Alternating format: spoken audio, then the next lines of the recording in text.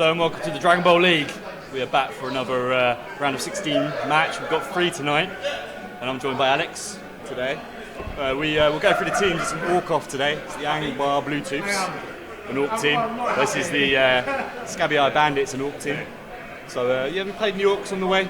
I have not had the pleasure. I've had Amazons, I've had vampires, weirdly enough. I've recently had humans, I've had dwarves aplenty.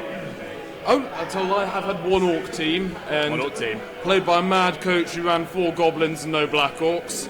Truly mental game. Really, Mr. Elwin, yeah. Mr. Elwin, yeah. I've said earlier in I think last stream that he had one of the worst casualties ratio, apart from me. It was him and then me. But yeah. So how's your season been then? Where are you at the moment? Well, I've currently just gotten to the quarterfinals where I'm playing a Slan team, the Sherbet Hermits. It's going to be a rogue game. Both myself and their coach have a bit of reputation for craziness. No holds bar play. I've won off quite a few cheeky long bombs. I'm not going to lie. The dice have been fairly kind to me. So you're using a human team though, aren't you? So scimitars. Still in scimitars.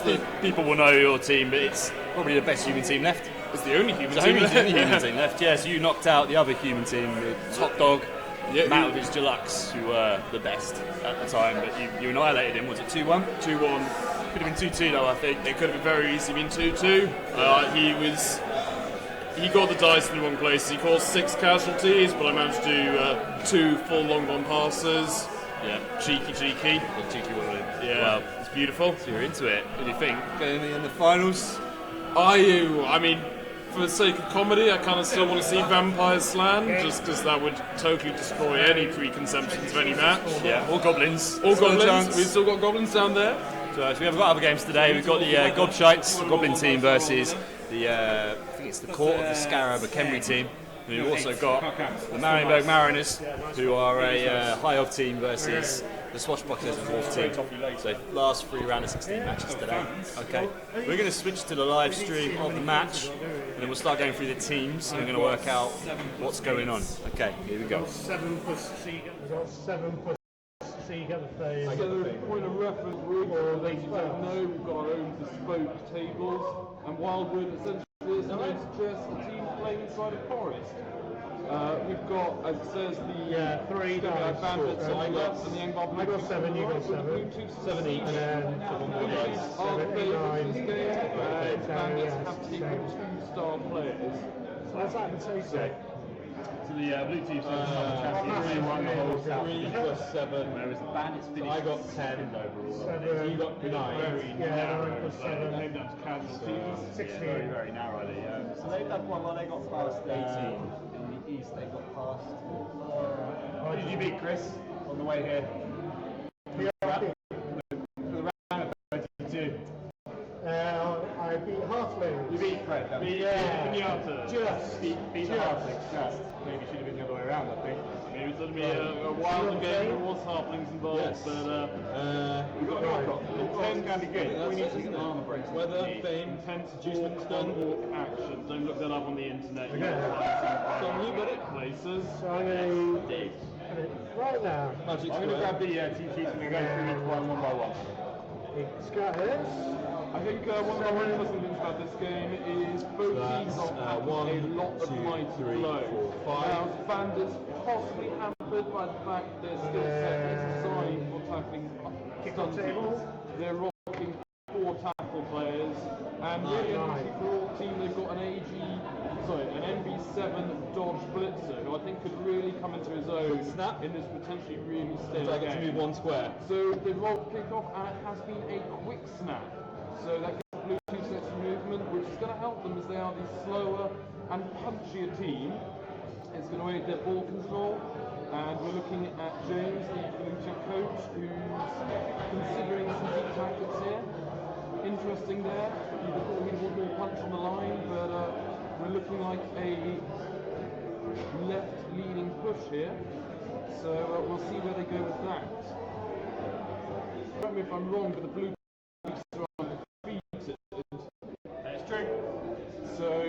no pressure for James then. One on penalties for the final of the South, and you've got 3 the Skitters, escaping team 2-1 to get to this position. And that was a horribly brutal game. I think the Skitters came out with maybe 5 players if they were lucky. They always do. Yeah, that is me. Which does not go well with Toast, I'm told. Okay, let's have a look at these team sheets then. So we've got the Bluetooth first, standard 4 blitzers and 4 black orcs. So 2 blitzers who are still amateurs. Well, I guess they're the ones without. Can't quite see them there. 2 that were out banned. There's 2 blitzers, both with 2 skills.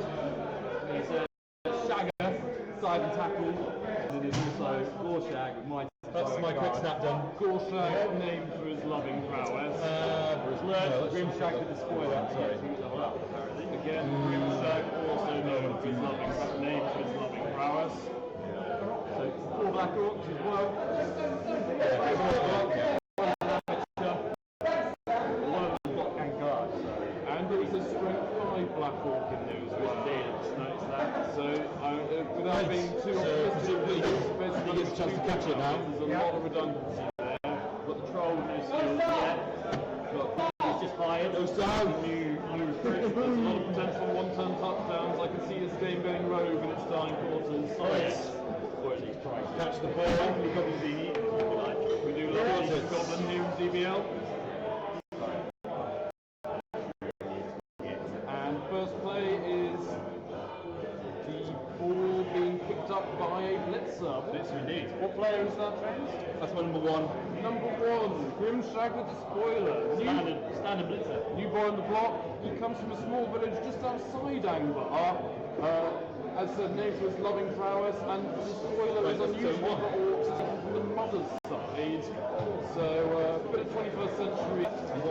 Now, we haven't seen much of Grimshag this season, but rumours are he's been training hard for this match. In the game, edible is that one. Forward to putting some There pace. you go, 2 dice up on this guy onto this guy. I got guard. Bluetooth famously hates Scabby Eye bandits. Actually, For reasons that they are simply other orcs of a different tribe and a different village. So there's no love lost between these teams, despite them never having met. we'll go for... One team doesn't like the red. The other colour blue. They're adverse to it. They did both come from Cordially's area, and they have their gang fighting and their blood bowl until recently. I love these stories. Okay, so where are they going? We've got the page forming in the flank there, isn't it? So on James's left. Beautiful stone in the middle play. 2 dice in. Too far. Of course, without putting words in people's mouths, James might have forgotten there's a bomber out there, but it's always good for fun cage breaking. Fine. Bombers are fine. So we've got a bomber here at this inducement. So the bandits have gone for a bomber. And No, that's bomber doing sword hand. And we'll go... the big troll. Chainsaw. Oh, the chainsaw. 2 dice from this guy into that guy. I don't know if they're locking the drive, so we could be seeing a rare, rapid touchdown attempt from an Orc team to get rid of some of those star players. I've been reliably told by an inside source that the bandits, they do not have a drive, remarkably no Blitz. for an Orc team, 1, 2, 3. probably because they couldn't count the money necessary to get the drive. They don't know what a fight is. The neighbouring troll fans have eaten much of their cash. Looks like the bandits. It's gone down on the line. There's an armour break there. That's 9. Mighty blow. Mighty blow, he is knocked out. That is a good start for Bluetooths. Which blitz is that one? Number 3. Number 3. Number 3. 4, 5. Here's there with it, ladies and gentlemen. Yaka. Yaka, he's Guard got and tackle. I mean, tackle is unuseful in one circumstance, and that's squatting that goblin. Yeah, no dodge really in the teams. Apart from one of the blitzes is good. As I've already told you, ladies and gentlemen, that player could be crucial for the bandits. Rule the crew. Possibly. I mean, some say he's an elf in orc clothing, others say he's just a child prodigy. Personally, I don't know. Yeah, 2 dice from him to him. Each one of his other siblings. Rumour is he spends most of his time in a tub of squig wax, greasing himself up for games. That's where his legendary ability comes from. So say some of his lesser known palm members. Okay, let's go for the rest of the Then we'll go Troll. You guys Troll activates. It's a good start for the Bluetooth. They've already got players pretty much formed and are breaking through the bandit central defence. Stupid Troll. Yeah, and the Troll is stupid. Bluetooths are like not to use a reroll, probably sensible, but boring. Then we'll go for a Very boring indeed. to indeed have 4 rerolls. Let's do the bandits. The bandits is strength 5. No, I'm not going to get double strength, am I? So there's 2 linemen in this team, Bluetooth's team, and a pro block. And that's it. So that is reroll. You roll you already. Push. It looked like a double skull to me. Double both down. Double both down, so it's quite And we do love a terrifying turnover here in the DBL, but the coaches are not embracing That's turn 1. the fanaticism of the game. Okay, let's do this. Bandits. Very much one pro, 3 line-offs, no control. So the blitzers are probably the stars of this team. One with tackle, the cruel dodge. There's also Yaka, who is now been knocked out, who's got guard and tackle. And then there is Igma, mighty blow and tackle. I mean, if the bandits get through, they're probably facing the Mariners, who are a high-up team of ill repute, and I could really see the Mariners struggling. Now, the bandits not having control, not a thing. As you see already, really stupid, and You rely on it and they can, fight you. There's only one of the 2 in the team, one of the block, Rodriguez is marked, bang, I think he's on the floor, check that, and then everybody else is as they are. So the blitzers are the stars, nobody else has a skill. so the bandits are setting up for a slow and considered defence, aiming to stop them one pace at a time, which I think is probably going to be the theme of this game. Neither team can really pull off any flashy plays. It's going to be interesting if we do see a pass, but who knows? With extra arm breaks, casualties, we could be down to a handful of players, and then everyone loves a long bomb, particularly if it's a flying goblin. Even season. Now, bandits considering what to do with their Palmer. Oh. He's getting the throwing template out. Ooh. There we go. This could be sexy. If it goes wrong, there could be lots of bandit players down. Who's going to play that? Okay. A short pass? Short pass. Short pass. Yeah. Frenzy's -1. Alright. 0, isn't it? So he's got accurate. So you're doing that on a 4+. Plus, yeah. 4+ bomb. Do the Bluetooths want to intercept? Kind of have to, really. I mean, it'd be foolish if they didn't. I'm going to intercept with number 2. That's one of the blitzes, ladies and gentlemen. I need to roll some dice for that. No, not happen. Okay, so here's the bomb. That's it. Go wherever it wants to go. Anything but a 1, ladies and gentlemen. Oh shit! Oh! It's accurate! Jeez. 4 up to get the players down. We do have a good secret weapon here at DBL. 1, 2, 3, 4. And of course, Grimshag, the spoiler, well known for his own secret weapon. Those 3 ladies love him. Ball carrier. Who's going down here? No. This guy. Ball Yes. carrier is safe. This guy. Wow, only one goes down. Only 1 down, but it is in quite a key position. Which blitzer went down there? Number 2. Number 2, it's Lutz. Lutz goes down. Is it an arm break? Nope. The key to this game is armor breaks. We were talking about it last week on the show. Whoever breaks the armor out of these 2 should go on to win. It's very much going to be a mighty blow decisive game, and I believe the Bluetooths have a slight edge on Mighty Blow, but one of them's a bit unreliable.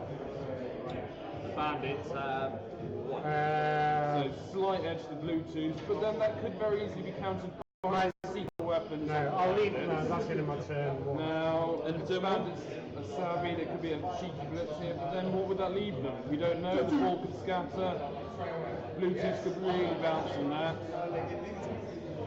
And I believe that's back turnover. Activating Troll. Over to Bluetooth. Second turn Bluetooth. Control isn't stupid. One, Happy days. 2, 3.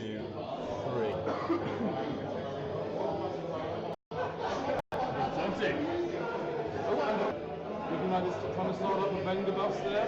Either way, one players up.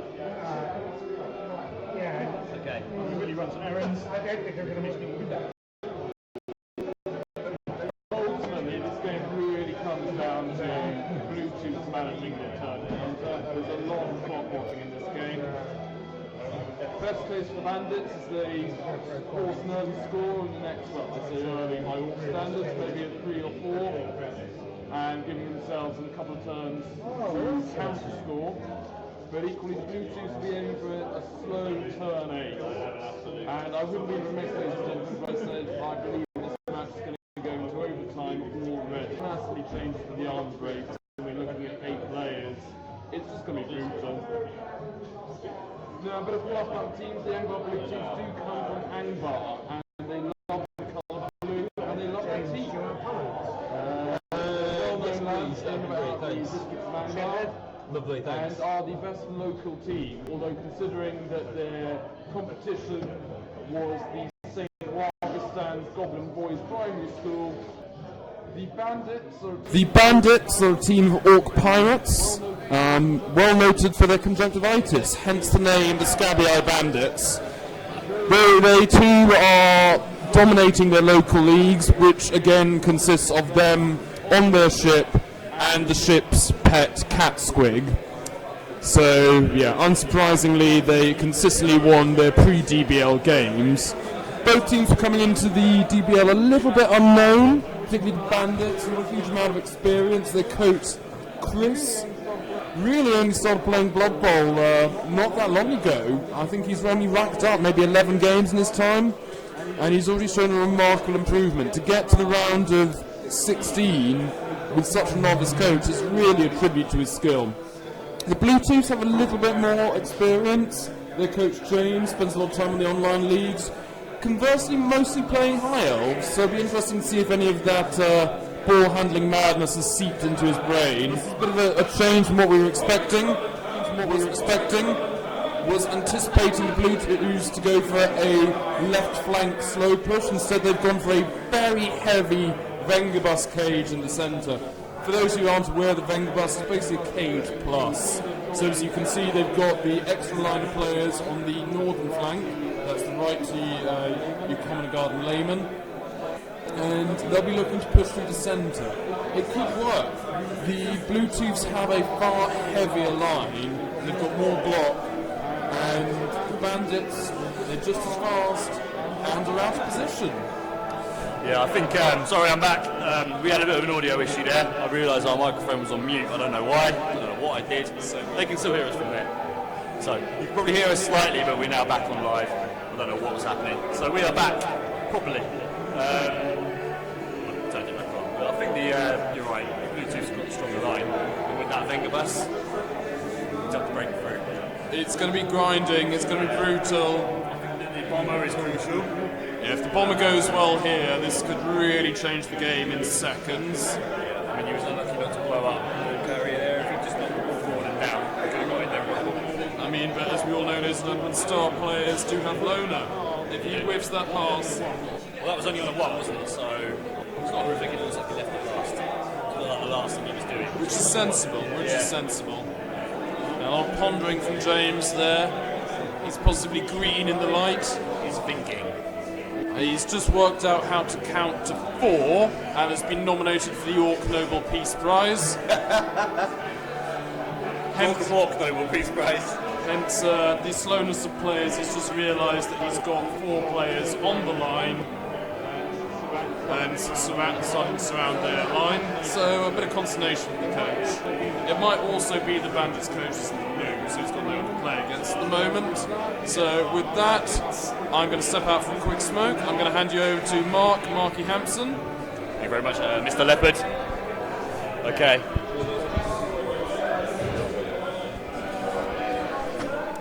So it's a bit of a scary moment here for James. He needs to. He's got a few blocks, 3 crucial blocks. He's going for a blitz indeed from with the blitz number 4. Only mentioned to push him. He's probably trying to get rid of all those Black Orcs off of that cage, which absolutely needs to be the thing he does. If he does not, that ball could be unsafe very quickly. I'm just checking who that was. Sorry, guys.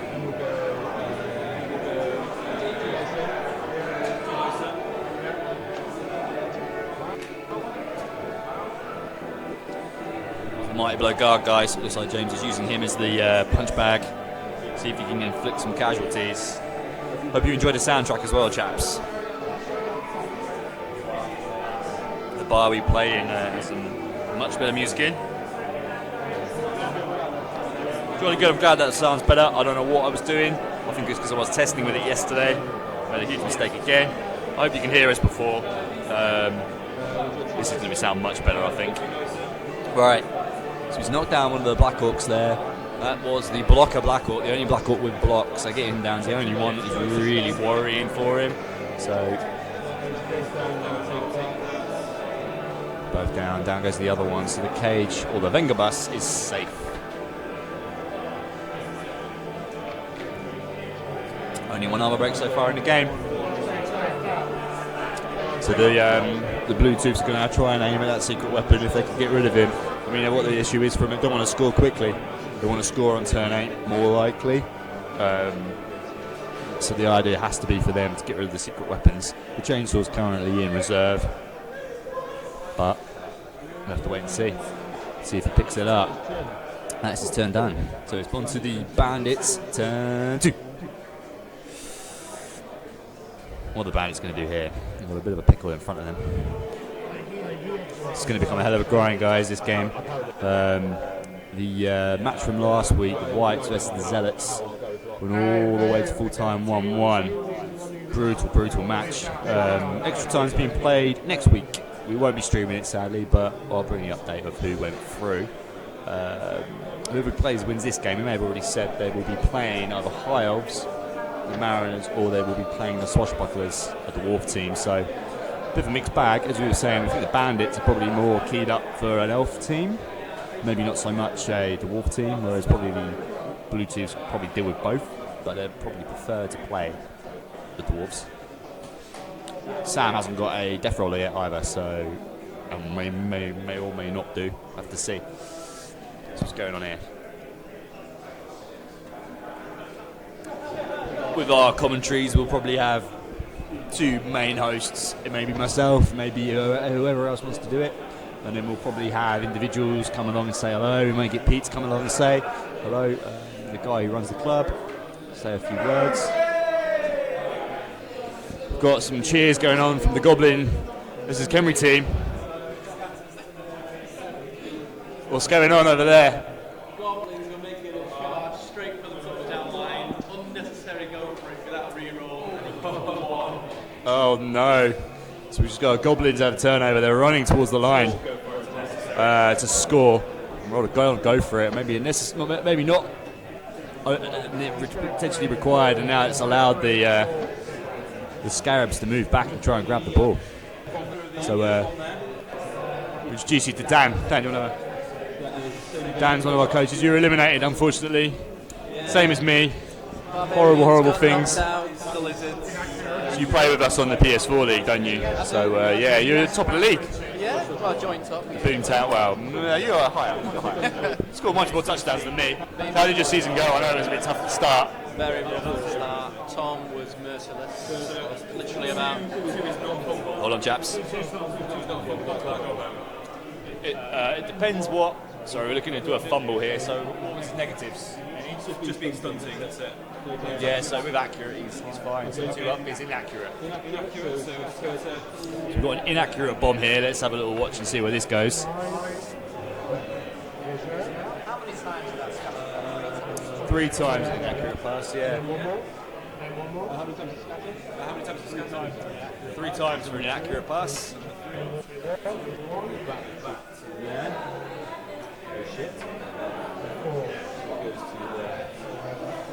Oh boy. Ball carrier, but It's landed. if you want to Oh wow. he's down. Down goes the Black Orc. Oh wow, okay. This guy. He's obliterating the line. Oh! 3 players down there. Linemen, 2 Black Orcs, including the 2 of the Black Orc guys. No armor breaks. No armor break there. Oh, it's a cocked dice. Oh, that's 3 on the lineman. It's going to be big. He is knocked out. It is back to 10 versus 10. Or an evil pegging. That bomb has done a job. The ball carrier is open. He's open as well. This could be good. We'll get back to your barbarians imminently. So are the rattlesnakes. Poor little Nurgle. Papa Nurgle ate them all for his lunch. So the ball is currently the grey marker in the centre of the pitch on the Blood Bowl logo, right at the back. I can go in there. Bing! Point out where the ball is. The ball is here. The interception. I did forget about it. Is that my own Use. commish rules? Yeah, we've got an interception here. I think it has to be. Although you have to roll interceptions. Do you have to roll Yeah, you do have to roll interceptions. Sadly, no star play meant to bomb. No. So it would have been him intercepting. Lyman comes back as well.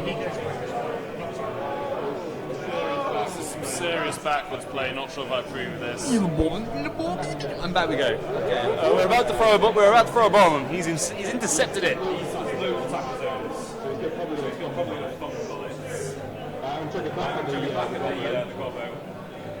Here we go. Big play here. So who's thrown it? This is -3. So he's normally throwing it on a. So that's a quick pass. So it would be 4s, -3, 4s, 5s, 6s. Yeah, it's a fumble. No, 5 to 4, 3 to 2. It's not a fumble. Only 3 tackle zones. So it's normally. So he's normally. You've got to think that he needs a 4 up normally. He's actually 2. No, it's a fumble. So one's a fumble. And only if that modifies to a 1. Oh no, yeah. Yeah, so it's an accurate pass. It's currently a 4. So that's currently a 5, 4, 3, 2. It's fine. So it's not a fumble. It's another inaccurate pass. Why does this always happen on live? What shenanigans, eh? So much shenanigans. Personally, I'm disappointed they did so much back play there, but I'm not playing. We were chatting about barbarians and we were not paying attention. We just had a gobshites fail to go for it to score. Well, not to score, but to get out of sight, and the scarabs have completely run around him.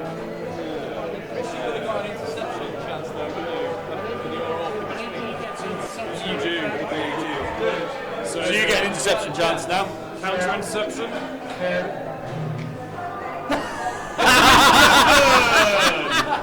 There's another interception. And is he going to pass it back? I think he will. Okay. So that, again, that's a 4 up, but you've only got 1 tackle zone on that guy. That's only failing him. Only on a 1 or a 2. Yeah. Fumbled. Fumble! That could be getting bad. You scatter once from him. So we have now had a fumble. The ball's about to.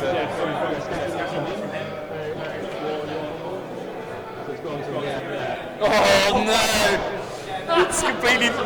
Oh, the bandits having a nightmare. So after all that explosive blowing up the cage that we just had, we've had to backtrack We've had interception, we've then had another interception. So remember, gentlemen, that you get SPP for interceptions. Not for bombs. Not for bombs. Not for bombs. Damn. Damn, that's a shame. I know, it really is a shame. Only one down. Someone's broken though. It's a casualty. I'm not a casualty, sorry, my bad. Misreading the armour. Broke the armour and stunned him. So that's the block Black Orc, yeah. Turnover indeed, yeah. Turnover bandits. And Sixes by sixes. What an explosive way to go. Alright, we were at turn 3. That was a hell of a turnover. I mean, what a way to go. That is the risk with bombers. They can do so well, but equally they can do so poorly. And that is a prime example of it going horribly wrong. That's what we call tits up. I mean, the bandits, to be fair, were lucky not to have more players down there. Oh, they lost. All of them went down. It hit right in the middle. Both the Black Orcs went down, and the lineman on the corner was knocked out. Forgive me, I can't see with my glasses. Yeah, so poor old Bluetooth. Bluetooth's got away with one there because they rolled a 6. Basically, an extra pass the Bluetooths there. Yeah, the ball carrier was completely open. Another armour break. Oof. I did say this earlier, but armour breaks in these games are huge. The stuns are coming fast Only and stuns, quick. but it's currently 8 against 10. Potentially opening up a space for the bomber. Which could be big.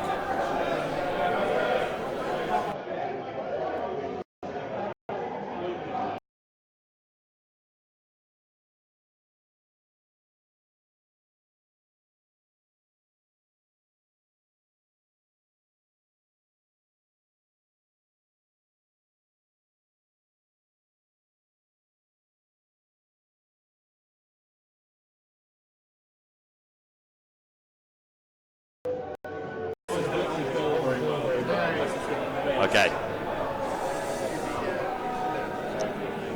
So what do you think? Is that so the Blitz's move? Ball is on the right flank at the very top. It's bold highest play for the Bluetooths. player. This could work out in the Bandits' favour. This could see a probably early score, and then, as I said earlier, ladies and gentlemen, that that movement 7 Blitzer could really come into his own. Yeah, indeed. I forgot about the movement 7. What skills does that guy have? Dodge movement He's 7. the dodger, isn't he? Yeah, he's a that player has a hell of a lot of potential. He's the guy who got him through. He's the guy who got him through. And there is astoundment from the Bandits coach around the bombing. Yeah. And I'm struggling to see how the Bandits can stop this drive at the moment. They're going to be relying on the bomber again, and his reputation is in tatters. Well, he's done all right in the last one, but yeah, he's dice has not been going against him. They need to start trying to break that cage naturally. Yeah, it's gonna be silly tough. It's going to be tough because at the end of the day, the Bluetooths do have that punching edge, and we can see by the amount of stunned Bandit players that their players are all in the wrong places, and all teams, as we all know, just do not have the speed. Bit of a shame. I think he should have gone for one. I think he should have gone maybe not the chainsaw, gone with bomber, but then maybe gone for like a bribe or something just to keep him on the pitch, or maybe gone with Ripper. If he could have afforded him, I don't know how much inducements he had. I think he was just shy. I think he was 30k shy. He's got no cash in the bank, so 1400 against 90. Yeah, not enough. Tough call.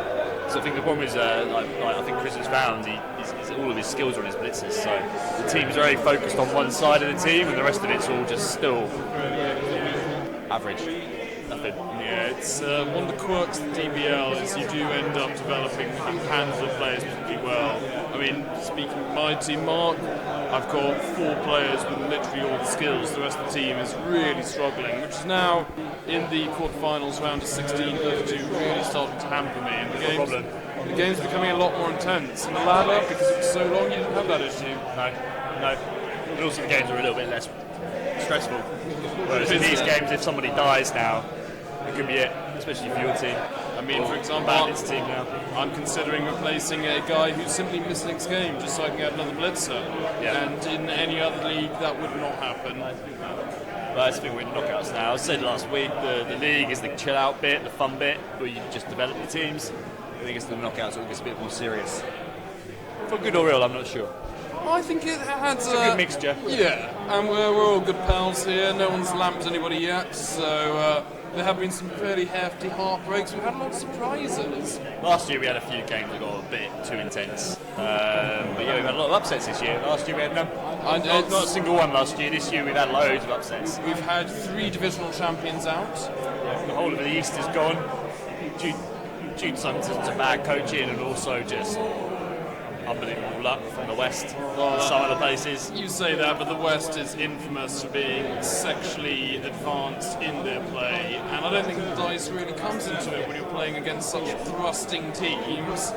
To quote Steel Panther, they're delivering 5.5 inches of love consistently. The devious ways just cannot be turned away. They're putting the D in the DBL. Yeah, other upsets. We had last year's champion get knocked out in a really surprising match against a massive underdog team, the Amazon Prime.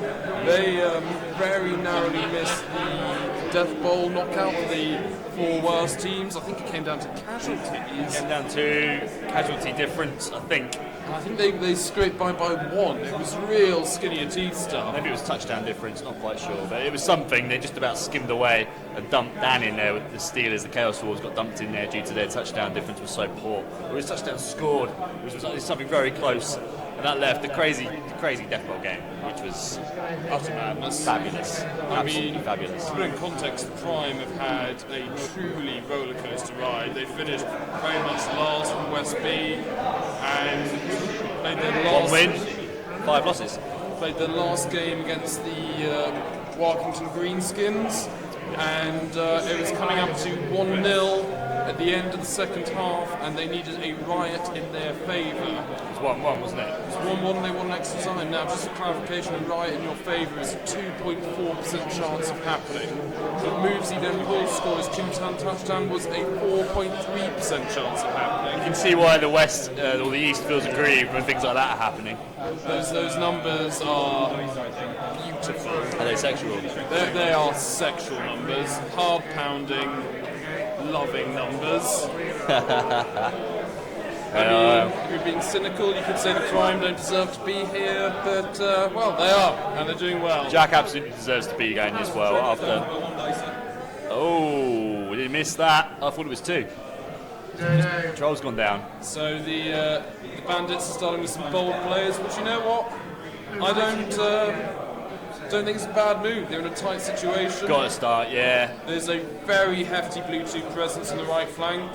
It's going to go that way, isn't it? It's going to be a slog down that right side. It's just whether or not the Bandits can sort of form a defence. I'm not worried that they're a bit too far forward still. They're not going to be able to get out. That is a very good point, Mark. But you know what I can see Bluetooth's doing is relocating in the centre. They've got the players, they've got the punching, they can overwhelm pretty much anything the Bandits can do right now. At the moment, yeah. He needs to go bold. Those stuns are really inhibiting him, and having 9 Orc players now on Goblin, who seems to be dedicating his time to hurting his own team. There's one thing I like about Chris. He's mad. We do love a good He's mad going player. to go mad in a minute. He's just going to lob a goblin, or he's going to not lob a goblin, throw a goblin in there on the blitz. Oh, we're seeing first thing being the bomb thrown. That is a bold play. Here comes the bomb. Here comes the bomb. We moved some players back, which is a good idea. I'm not sure about the defence, but I think the defence is all we can do in the circumstances without people doing go for it. should have probably got a few guys back. Issue is when they're tied down and they've got players next to them, they just don't want to dodge away. And Orcs are infamously shite at dodging. Not necessarily, but if you've got rerolls to use, they're fine. It's a bit like Nurgle. It's like Unity. Without the catches, at the very start, you try and dodge out with a blitzer. It's fine. It's only those big guys that don't want to dodge. Those big guys don't dodge. That's a 6, though. That is a 6, though. It's an accurate pass from the bomb. Is there interception? Intercept. Yeah, I'm going to intercept. Should do that first. Oh wow, here we go again. Intercept with number 4. It's mine at the mark. Is The interception was failed there. Oh, this is big. This is really There's big. currently 5 players potentially going down. Fail. Success. This is the important one. The ball carrier stays up. Wow, these bombs aren't quite right. Jeez. Only one player down. James is puking in the corner there. He doesn't know what to do with himself. He's been very lucky with 2 bombs there. 2 guys down from 3 bombs. One guy down. 1 from the first turn. Oh, right. Yeah. So what about? I think that's about 9 players, only 2 down. You start rolling 4 plus better. I'd consider some new dice if I was the Bandits coach. Yeah, that's the end of my turn. I have given him some. I'm on turn 4 now. We are going into turn 4 for the Bluetooths. Now, if the Blue Tubes are feeling rogue, they can be in position to score not this turn, but the turn after. I don't think they want to. It's my opinion, but they might do. Well, I know James, he won't score yet. If I was James, I'd be holding off a little bit more, playing that manpower advantage, but you just don't know. You just don't know. What goes on in these coaches' heads is... The question is, what would an orc do? If I was an orc, I'd probably hit something and have a dump. So, I'd hit someone with the ball. yes, first. and then probably attempt to eat the ball, This isn't food. and then get angry for the ball not being edible. Ooh, and the star player is down. That's going to have some serious ramifications. This could be huge. Depends on the dice roll here.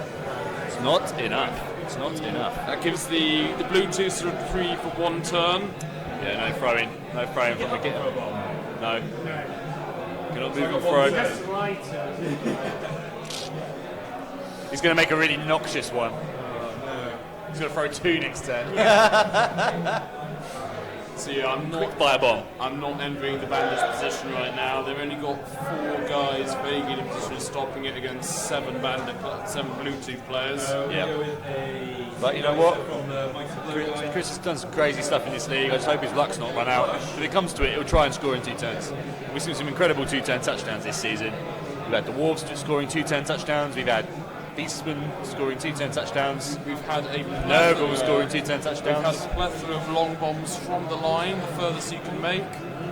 I seem to recall an Amazon team making a 6-up with no re-rolls. Deluxe as well. Deluxe scored 2 that way. 2 long bombs. I scored both touchdowns. In fact, funny against. enough, speaking of the Deluxe, the game I played against the Deluxe, that was how I beat them. 2 max long bombs.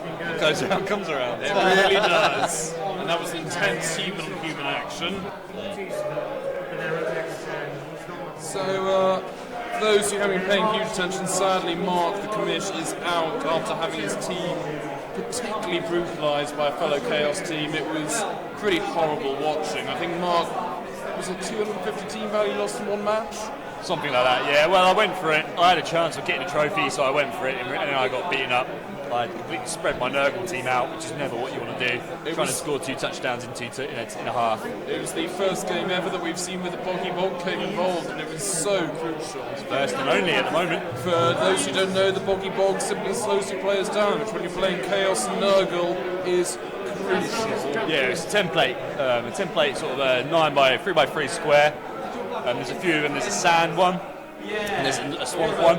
Basically, we introduced these weather tables. We used the Games Workshop ones, and we used our own versions to try and give it a bit of flavour to home games, to allow coaches to make their home stadium a bit more interesting. But For example, you know what, Mark? I think it really did work. For example, I would play as the Stirland Scimitars from Stirland, a famously wooded realm. For those who know the Warhammer Fantasy fluff, it's not there anymore, but we pretend. We still believe. We still believe. And I went for Wildwood, and you know what? It was hilarious because for 4 games out of 6, my home stadium was having roots and blinding sunbeams, and we decided very early on that the League of Tree-Man partygoers had set up camp in my home stadium, and the roots were ruining everything. That was meaning you only making go ups to the 3+, which, particularly when you're playing dwarves, is limiting. Yeah. You did have some fun in your stadium. Oh, we had a great time at the Wurtbad Municipal Entertainment and Family Fun Arena, WMSEFA for short. Mine was just called the Pit, or the Cess Pit. I mean, the WMSEFA has its origins in a very poorly thought out attempt to combine a children's daycare and a Blood Bowl pitch, which was going fine until Miss Smith's age 5 Oak class played the Reichland Reavers and lost 21-0. Were they halflings, were they? Count as. Count as halflings and no treatment.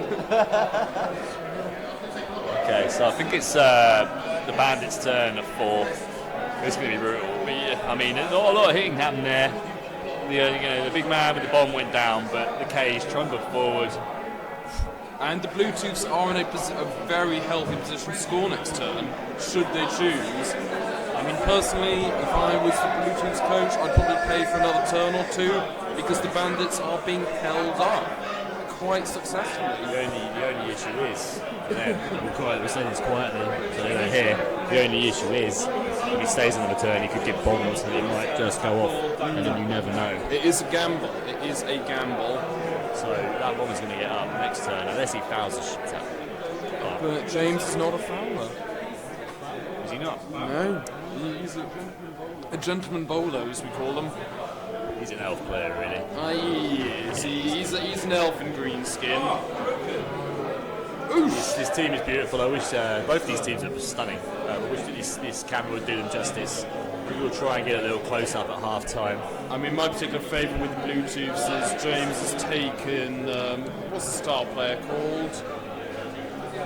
James taking the star player. No, he's not with this game, but one of his Varric Gulshuar, and it's been a source of much contention with this Forge World model that he's had his tongue lolling out. He's a huge guy. He's not a great model, but he's also a huge guy. But James has independently taken it on himself to green stuff over the tongue and put another pair of teeth, and it looks fantastic. It does look good.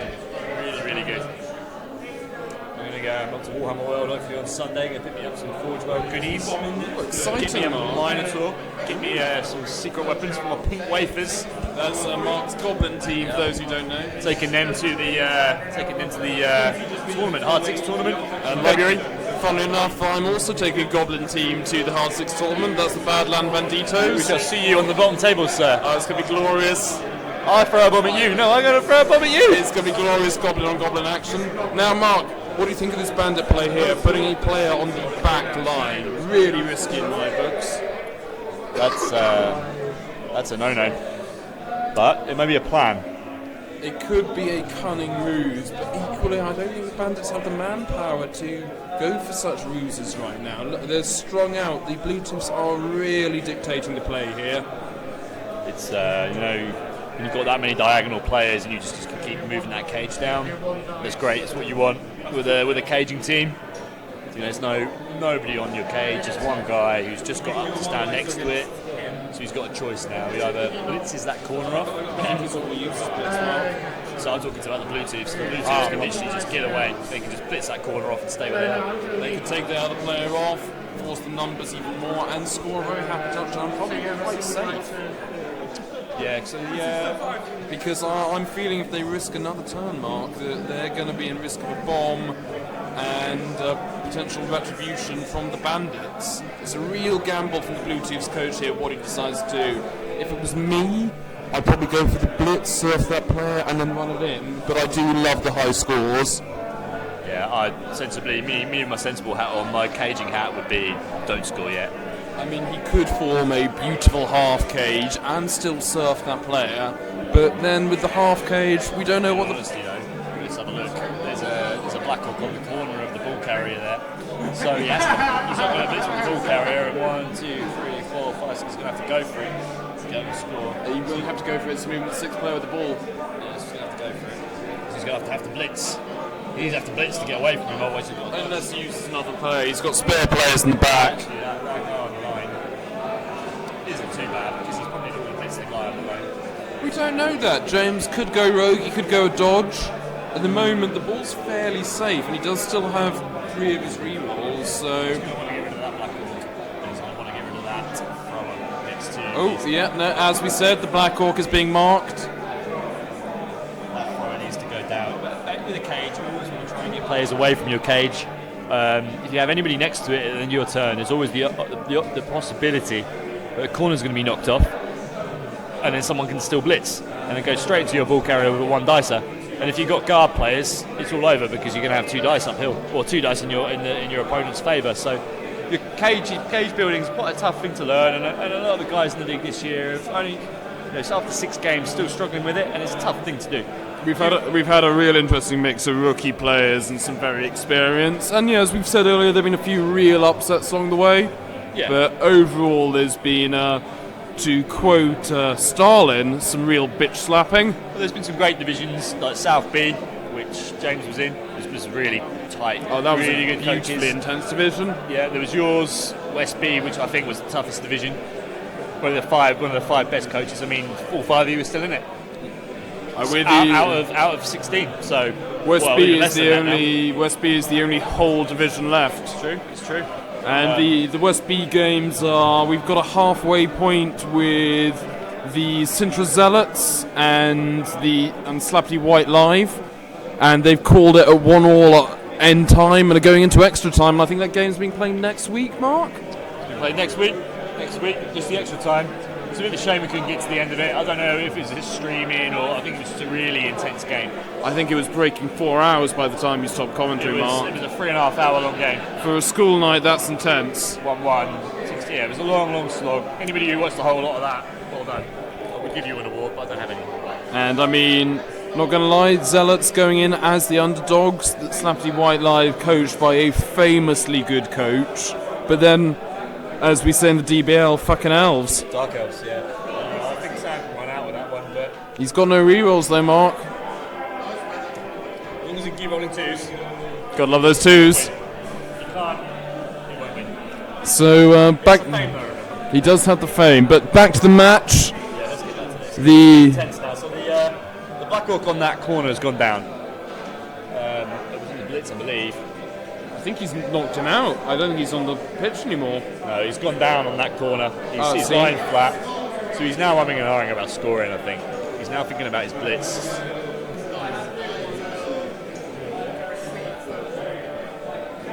I think he's going to score. Oh, no, I don't think he is. I think he's going for the half cage. Cage on the line. Half cage is risky there because he's going to have a player in contact with the Orc player on the line. Is he though? Has he used his blitz yet? Sorry, we're not really paying attention. And we have not. It's quite difficult to pay attention. It's not. It's good to talk about things. Where's my beer, Pete? It's not here yet. It may come shortly. I'll grab you up there. Ah, thanks, man. Oh, thanks, Pete.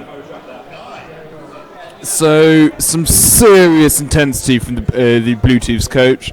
Now, just, I wouldn't say I'm bragging here, but every single real-life game I've played against Bluetooth's coach, I have won. So, I mean, I'm not saying if A lot better. I'm not saying if I was in the bandit's position that the scimitars would be all over that, but I might be insinuating that.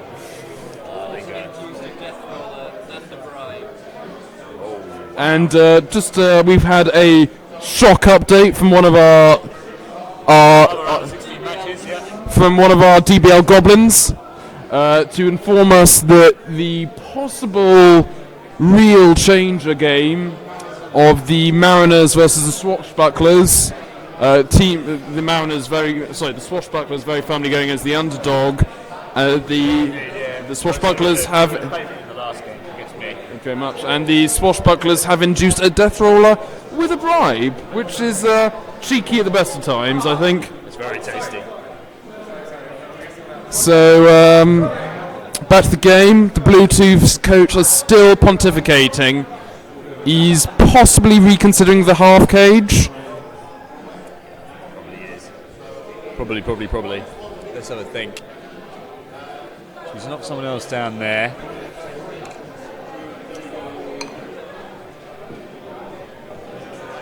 Where's he going to go? And just over to the head of the London Warhammer Gaming Guild, Peter, for a couple of words from our sponsor. I just want to say that may the best green skins twat win. And that was a suitably nonplussed and boring announcement from our glorious leader. Thanks for that, Peter. So Pete, your Wolves are out, the same as us, you know, well, same as me. Yeah. Norse are out. You got brutalised in the last game. A little bit. Did you enjoy it? I enjoyed it very much. You couldn't have lost to a better opponent, which I'm happy to see is here now. Playing against another opponent I was very much looking forward to playing. I would say that the Norse got thoroughly boned by the Khemri. We have just had a blitz though, and that player is off the pitch. Yeah. I told you, Mark, I told you it was going to happen. Blitz is gone. Looks like he's been knocked out as well, so there's 2 blitzes KO'd.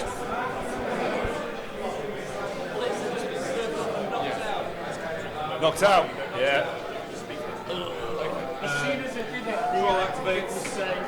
It's been logged in the commentary. We were worrying. We were very, very afraid. Chris has realised his mistake, but too late, I believe. Far too late. Far too late. Reroll burn. Reroll. Push him off. It was like a one dicer. James, how many rerolls are you on? 2 left. Two left. 2 remaining. With 3 turns to go. You know what? That's a comfortable position. I'd be happy in that. Turn 5. You know, 2 rerolls, 3 turns. Fine. You know, 4 rerolls is perfect. You cannot go much more. If you're needing 5, then you're just being greedy. Well, Can I have a flash news report from that game?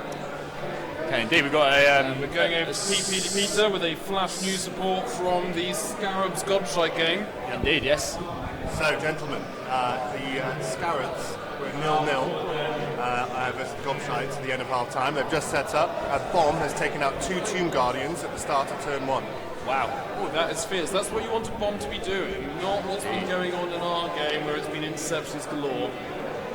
Yes. Well, we've had some interesting stuff going on, though. It's not like it's just been a slog. But There's that's been what you positionals. expect with Orcs versus Orcs, Mark.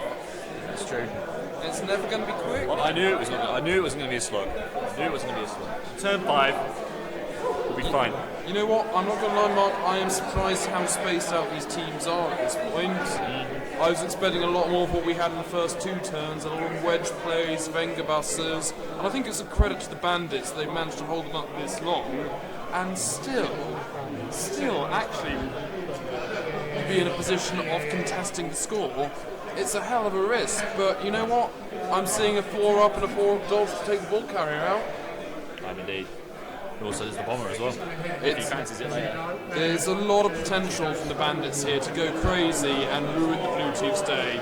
All it takes is 1 or 2 6s in a row, and you know, we do love those crazy plays here in the DBL. They keep us going, because if we don't have them, we wouldn't do this. Oh, it'd be such boring play. It'd be like watching Dwarves versus Dwarves. Worst pawn That ever. happened once. And I mean, I tell you, that game was ludicrous for not only the For first, the Wolf teams. for not only the first 16 terms being the dullest thing ever since paint started drying, but for the fact that the 2-turn touchdown for the Expendables. 2 turn touchdown from the The Expendables. Warhammerers, who they were Very much another Eastern debacle. and knocked out. Warhammers managed to make it to the final last year. They were knocked out, but they got a second touchdown to make it 2-1 on the 14th turn, 15th turn, giving the Expendables 2 turns to score, and they did it with some incredible dodging. And passing, I believe, as Passing, well. of course, yeah, but they were dodging with Troll Slayers, with Longbeards to try and get that ball through. It was a really heroic play. Paul read it all through to me, and it was insane. Make it 2-2, went to extra time. Warhammer has had 3 re-rolls, went all the way to penalties. Neither of them could score in 4 turns. Warhammer has had 3 re-rolls and still did not beat the Expendables, who had none. It was 5-4 for the Expendables. 5-4 penalties. Are the Expendables still in, Mark? They've been knocked out by the Hermits. They've been knocked out for the Hermits. They were knocked out, yes, by 1-0 by Jerome, very stylishly last week, as you may have been informed. For those who aren't aware, Jerome is our league rogue player. He plays Slan, not a particularly popular team, but he plays them damn well. He's wild card. He really is. He's my favourite for the victory. He's. It's not surprising to see Jerome go 3 dice uphill. Here comes the bomb. Oh, and here's the bomb. So we've had a few players knocked down. One of the blitzers is down. He's going to throw it directly between a Black Hawk and a blitzer. It's another good bomb. Interception.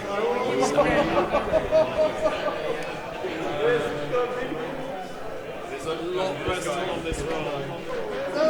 He fails the interception. Bails it. So I want to do There you go. Oh no, the ball carrier's fine. He's shrapnel proof. Down goes that Black Orcs. So can anybody get in there? I don't think they can. He's used the blitz. He's used it already. No, on break. Oh. You have to try again. Normally it's 3 times lucky. Not today. I cannot see how the Bandits can stop the Blue Chiefs at this point. It's going to take something mental. I'm seeing a 6-up dodge, maybe. It's going to be something crazy. Yeah. I mean, 6-up dodge followed by 2 dice uphill. I mean, you know what? I've seen crazier things in the DBL. yeah, it's possible to stop it, but yeah, we have to wait and see. The odds are not in the Bandits' favour right now. But if any coach can go wild, it's going to be Chris. He's a mild-mannered lawyer by day, but at night he's a roguish Orcs coach. He's a savage. He really is a savage. A scabby-eyed savage.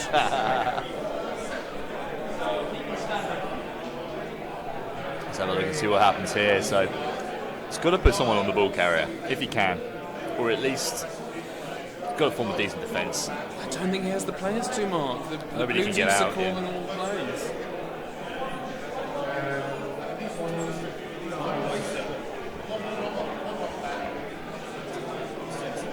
Of course, if anyone has any feedback for our commentary, it would be welcome. We love your thoughts and we love your prayers.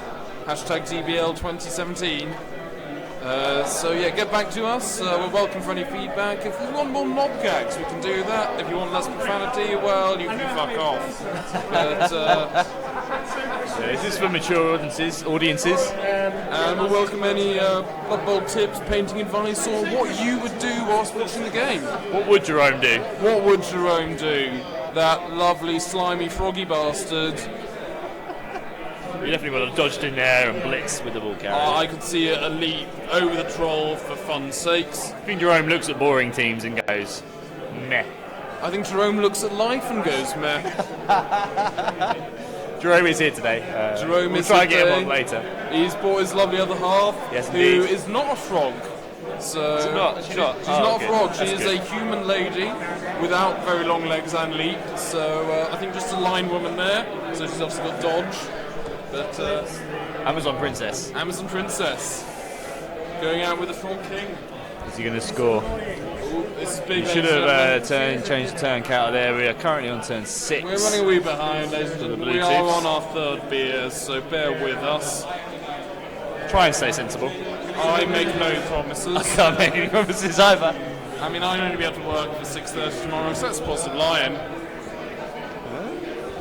6:30 start. 6:30 start. It's okay, I've got to recycle in from... You sweat it all out. I will. Turning up doing very intense consultancy is good with a hangover. It improves the thought process. The pain focuses the brain. Tactical sick. Tactical gender. You've got to love it. And fun fact, although my medical friends do not recommend taking coffee intravenously, I do. So back to the game. Big wah from the coaches there.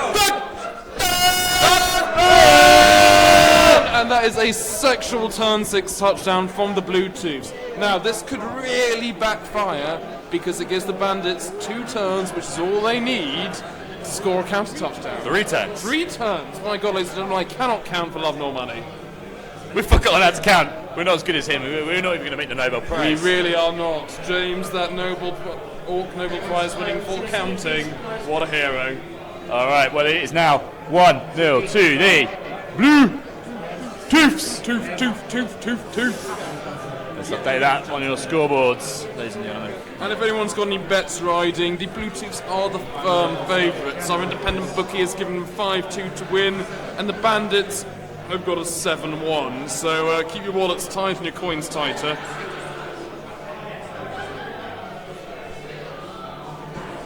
Here we go for the setup again. What do the Bandits need here? Something they need to roll. Try and keep their bomber on. Now, if I was the Bandits here, I'd be going for a half cage down the flank with the dodging movement 7 player with the ball. Has to have the ball. He has to have the ball. He's the only player with a They're reliable hoping for a touchback or a high kick so they can put him under the ball. potentially even have to throw under the ball and then hand off. It's riskier, but it does free up more movement. That's true. That's true. Depends where the ball lands. It really does. It'll depend on this kick. And I mean, the Bandits really want to score on their turn 8 because the Blue Twos can and probably will score one-turn touchdown with that cheeky goblin. They can indeed. They can indeed. I think that may be his option. He's got him there. So we've got a fairly deep defence, which is unusual for an Orc team, but sensible in the circumstances. Not too deep. We'll see where the last two players go. Those two blitzers aren't positioned yet. We'll see. He needs to just hold the line. He's got the players to do it. Where are those two blitzers going to go? I think they're staying there, Mark. The two in the deep defence are they're the ones with the skills. Now, if I was Blue Two's coach here, I'd be really concerned about my flanks, but I'm not, so I can't comment. Yeah, well, I would keep two deep. Moving 6, because you can go anywhere. So no matter what happens, it's moving 7. No matter where he gets, he's got someone there. So I found with my. Oh, and the bomber gets sent off. He's back on! And the bomber's back on! The ref went, yeah, you're alright. You talked the ref back into it. Oh, come on, ref. And you kept throwing the bombs, but you didn't go down. And that is really fortunate for the Bandits. That gives them a lot of dynamic potential. So they can now keep him in reserve, potentially put the chainsaw on for 3 turns. You know what, that would be really useful. Because he's going to have to put him on anyway. This could be very bad for you, Chris, though. Because you're down to, how many players have you got left on the pitch? And have any of your players come back? They come back? They missed out. Come back. So we're missing them. Oh boy. The bomber. Mark, I'm going to hand over to you for a quick cigarette. Alright, no problems.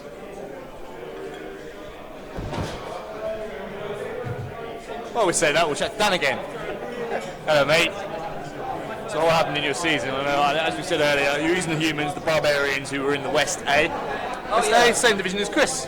Yeah, Chris. How did the games go against him? Was he terrible to play against? No, the first game, Chris destroyed me quite comprehensively. Managed to injure or knock out 8 of my 11 players. Oh, God. But the second match was much more even. That was a 1-1 draw. Nearly beat him. Very close. You sort of, I think you started off a bit like, oh my, well, a little bit, I'm sort of a bit overwhelmed. I think you and Elwin a bit overwhelmed. I got destroyed by quite a few people, and then I bought the game on the PlayStation as a practice, and I started to do quite a lot better. Yeah, well, we were playing online, and you smashed me a few times. I seem to remember. So as soon as you get used to the rules, you get into it, and then suddenly you start seeing things that you didn't see. Feeling bad for Chris though, my West buddy. I hope he wins. Yeah, it's not going too well for the West, so it sounds like there was a terrifying turnover over there. So it's 0-0 half time. Yeah. Hugh and his goblins are struggling to maintain a 0-0 draw at the moment. It looks like there's a lot of injured people over there. Yeah, Tom managed to knock out a troll, take out the fanatic casual in the first turn of the half. Yeah. So it's not good. It is not looking good. But the goblins can score from anywhere. Yeah. So them scabs can wander up the pitch and score on turn 8. Yeah. And then they can literally run one in. Anything can happen. Exactly. So you think you'll be back next year? Definitely. Yeah. Definitely, yeah. Hope you enjoyed it, man. I know it's been a bit hectic at the start, but... Well, I put in my pre-order for Necromunda the other day. Of course, yeah, so you'll be playing that. So I had to top up the order really? to get the extra discount, of course, with Darksphere. And I bought a Skaven team, 2 packs of Skaven. Oh, you're going to go Skaven next year? Yeah, so next year. Bring the Boomtown bastards to reality. Fair to see some Skaven shenanigans. 3D to reality. He was good with it, man. Our game was incredible. Yeah, it was funny, wasn't it? Incredible. A lot of the time with them, I'm just trying out things, and I know that I'm doing the wrong thing, but I just... Well, there was a few things... I did stuff that was stupid because I completely forgot what I was doing. I mean, that was the first time I played Blood Bowl in about 4 weeks. Yeah. Like, properly. And then... and obviously you, like, you're probably the same as me. Yeah. I even said it a few times, didn't I? I said, I know this is the wrong thing to do, but... I said it too. This is the fun thing. But you probably should have... I think you should have easily won. No. I got a bit lucky at the end to get that touchdown. We got a good... I think we got the right result. We both did some crazy stuff, and it was quite even a lot of the time, so everyone's happy with the draw. Yep, must agree. Right, let's go back to this. Yeah. Back to this. Yeah. Guys are ready. Everybody's rolled their cigarettes. Indeed. Are we going to eat feet? like Wally and stuff like that, guys.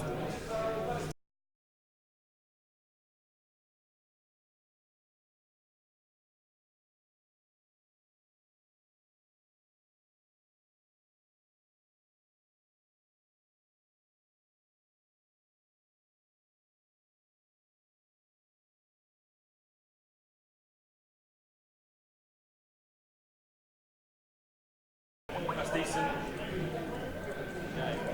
Okay, so we've had a high kick. So who's placing the thrower under the ball? Fail. Is it inaccurate? You don't get a +1 for it, so it's a full plus to catch it. So it bounces again.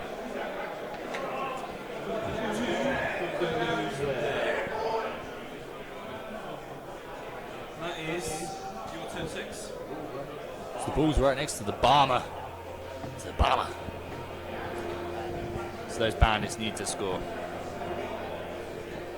If they can score, they set themselves up for a decent position to win the whole game. Yeah, I think anything can happen, especially with goblins involved. We've got a bomber on the pitch. Who knows? Anything can happen. They've had a great season, the Scabby Eye Bandits, and it will be a shame if it ended. It would be a shame for anybody.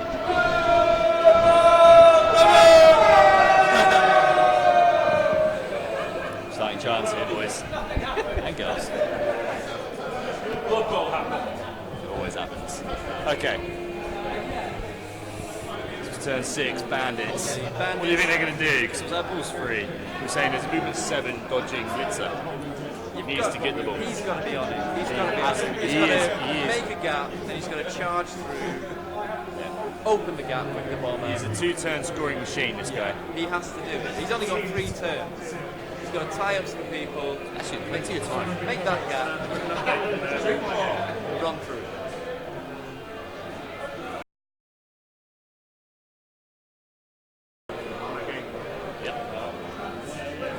Got a update from the Pete machine. He's going to come and join me actually. So what's happening? I know there's been a terrifying turnover for the Gobshites. Oh yes, well since the bomb went off much has happened, and it turns out now that the Scarabs have possession of the ball and they're a few turns away from scoring. They're about 5 spaces away. 5 spaces away. So who kicked in that half? I know the second half's just kicked off. Who actually received? I wasn't watching that part of it, I'm Okay. afraid. I've just jumped in. We'll check it out, but the Scarabs look in a good position. The Tomb Guardian, they formed a cage with 2 Tomb Guardians. And the Gobshites are playing catch up. Injury. We've got an injury in this game. One of the Black Orcs is out. It's an injury. Ooh, this could be good. That looks like that left flank's now nice and empty. There has been death. 44 is missed next game.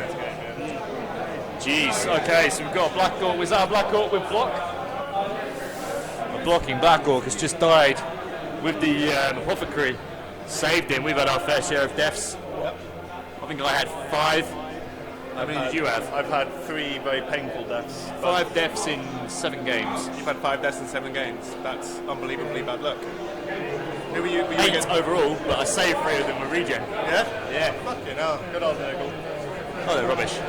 You've had both your Star Wolves die. I had both my Star Wolves die in Runner died. brave form in my last game. You know, going for the juggler was a good move, I think. If I could take him out in turn 1 or 2, then it would have left the game open for me. But yeah, and the dice were against me, but I have nothing to complain about. It was a very fun game. Yeah, it's a tough ride, but you came second in your division. I did. Did I? I came second. I did not know that. Second on casualties inflicted. Amazing. Well, that's good to know. I thought I came third. So You came second, which oddly only the space against this guy. Really? Scarabs, yeah. Oh, right. Well, that was. Otherwise, you would have been playing this guy. Yeah. I would have probably You would have been smashed playing the him. vintage. Yeah, and that would have smashed me up. I don't have the strength. Both great coaches. Well, I would have bought a Yeti if I hadn't lost my Wolves. Yeah, that's the problem. I would have had a Yeti. You should have had a Yeti from the start. Well, I don't know. I remember I was against very low AV, fast-moving opponents. And anyway, I'll take my leave and leave you in the good arms of Alex. Mr. Leopard is back. We have just had a dead Black Orc. Dead Black Orc. A blocking Black Orc has just died, and the Apothecary him to miss the next game. That's frisky. Yeah, right on that right flank, which opens it up nicely for the Really bandits. Just trying to work out where that movement 7 blitzer is. I'm going to ask him right now. He's down. The movement 7 blitzer is down. That's crucial. All our rubbish that we've been talking about is irrelevant, apparently. He's not on the pitch. Is most of our chat, so keep that in mind. Still possible though, 3 turns. It's only 2 blitzes. But they're the fastest players, the only players you can receive. Where are they?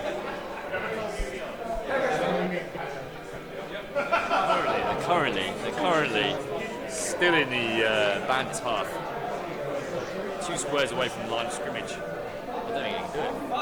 I think he can, Mark. I think he can pull something wild out. I'm backing the bandits for this.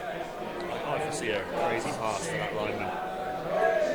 You never know, it's always the least expecting players that do well in these moves. Rotters. That's the only reason I did very well, because my Rotters kept on catching balls and intercepting them. It's another armor break. Oh, no, it's not. No, it's not. No, it's not. I misread the dice.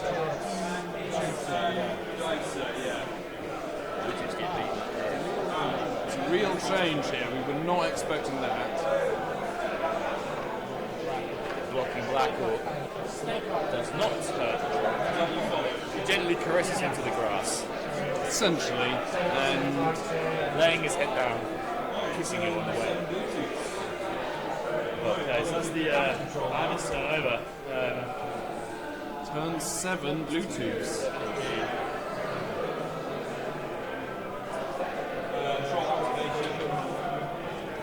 I'm going to stick with this until half time, and I'll go for a run around and work out what is going on in the other matches. It seems like one's nearly over, and one's only really just starting.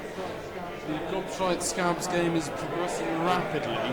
Indeed, we may have an interesting new character joining us imminently. He is well renowned in the DBL for posting some particularly filthy gifs. The West chat is positively X-rated. Possibly, yeah.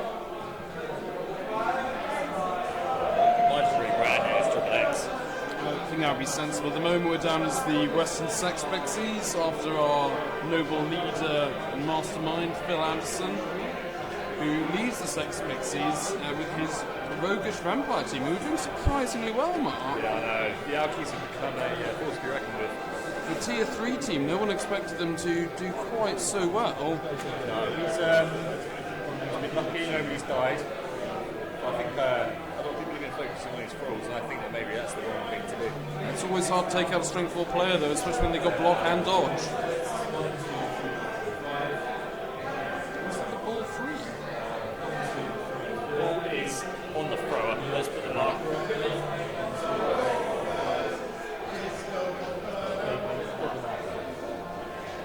So the Bluetooth's trying to work out how to stop the advanced blitzers and linemen from the bandits. They're doing a good job marking them. So yeah, the ball is on the thrower if anyone only doubts there. And at half time we'll go to interviews with the coaches and some of the players. Very brief.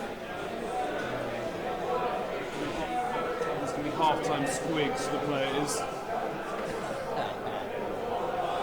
Not half-time cheerleaders. No half-time squigs. No, we do not. Whoever made those graphics is a very interesting gentleman who needs to get out more. So the Bluetooth's playing quite conservatively here, which is probably sensible. They don't need to go too deep because those blitzers need to go a long way with that ball. Currently the thrower's got the ball, so what Chris needs to do with the bandits here is literally run someone into within scoring distance, and in my opinion there isn't anybody without going for it. There's a lineman on the line who can move. You know, he's got to go for it once before he can even score. There's 2 players who can get there. I mean, if I was playing Bluetooth right now, you're in such a strong position that I'd consider maybe even attempting to score themselves. But James is playing very defensively here, which is probably the sensible decision. But Top of a turn left. I don't think any of the blitzers can get anywhere near that range to score. But I do love the high scores. Now, yeah, where the Bluetooths could be let down is their left flank. It's currently fairly free. Yeah, that Black Hawk can go down. He is the Black Hawk with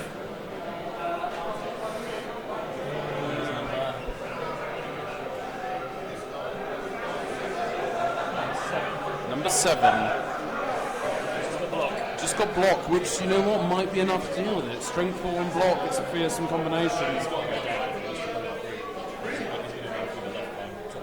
Oh, no, and the Bluetooths are moving to neutralise that already. Sensible play from James there.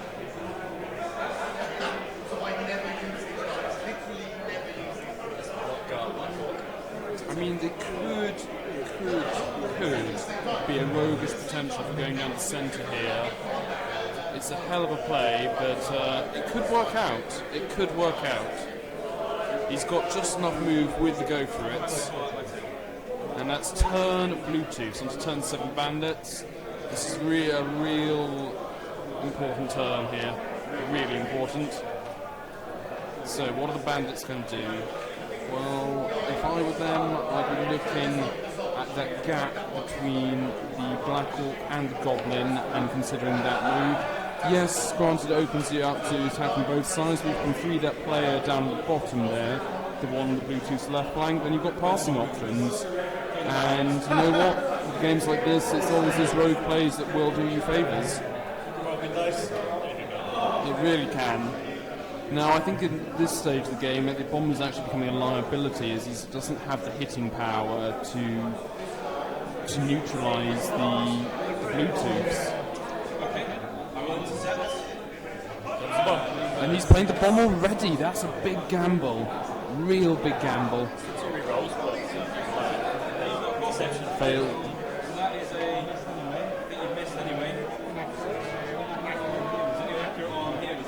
It's an inaccurate pass.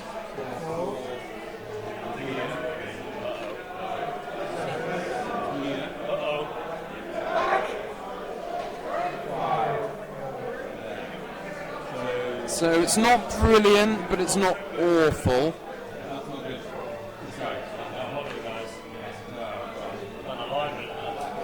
That's important. That's really important. That opened up the arc I was saying earlier, Mark. Like both players are fine, but they are down. There's a big gap in the Bluetooth line.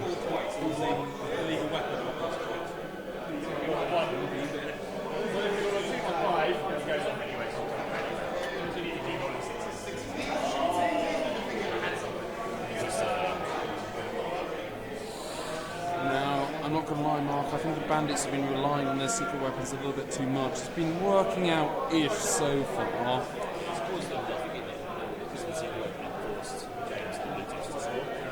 Quite possibly. That could be crucial in the next half because the bandits are receiving. You know, it's rolling 7 armor breaks. Like, that could really hurt a Black Orc. Yeah, there's a lot of potential there. And at the end of the day, Chris could play the petty game and just brutalise the Bluetooths. But saying that, he's not out by any stretch of the count yet. And there is a big hole in the Bluetooth line, and he's not used his blitz. I'm seeing potential holes in the centre and on the flanks. It's a bit of an elf play, but we've seen madder things from DBL.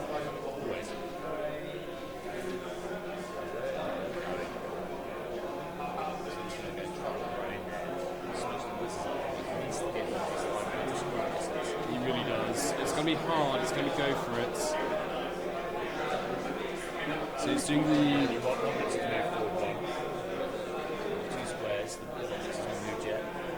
the sensible moves first though, Mark. He's keeping his arcs open, he's marking the players he needs to mark. The player of main risk, I'd say, is that Bluetooth player right at the back, in the left-hand side. Now, is that a lineman with any potential of scoring?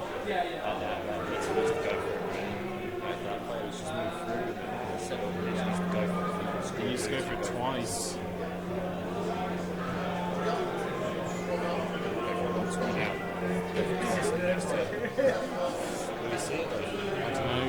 I don't know. Does he have that vision? Because if he doesn't move it, he's not getting enough players through.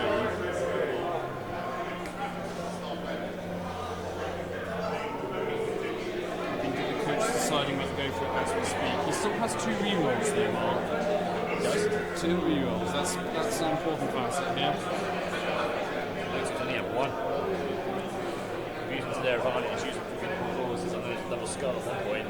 They had to use it for. Oh no, he's elected not to do it. That's really surprising. I don't think he's seen that. That's a real tragedy. Oh no, he's countering the move, he's countering the move. Is he going to see the go for it? The issue is it's kind of gun-ho play. There's no way you can support him. You know what gun-ho players do? They work. Very stressful. So at the moment there's only one Bandits player who can score. And the Bandits are not seeing they're not seeing these big plays. And Chris is going to get to his next turn and realise he has not been aggressive enough. So he's going through with the Black Orcs blitz.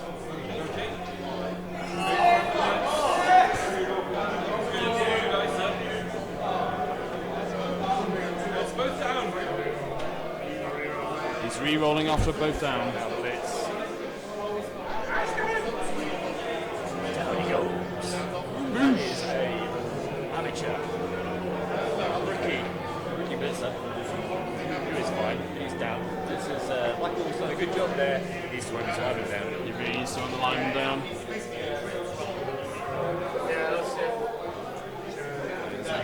Turn. The Bandits cannot score. Decided to go for the denial.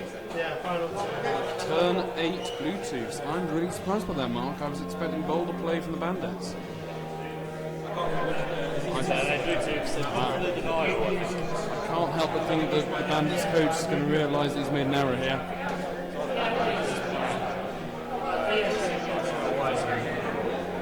You always make crazy things. You never know what it takes for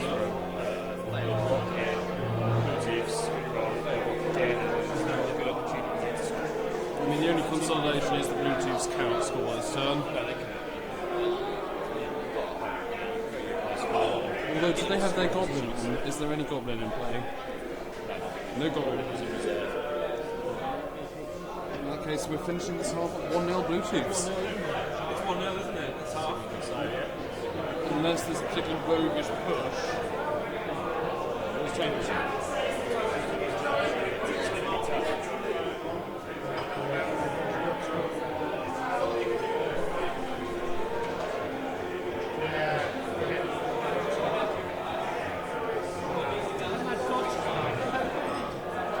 So,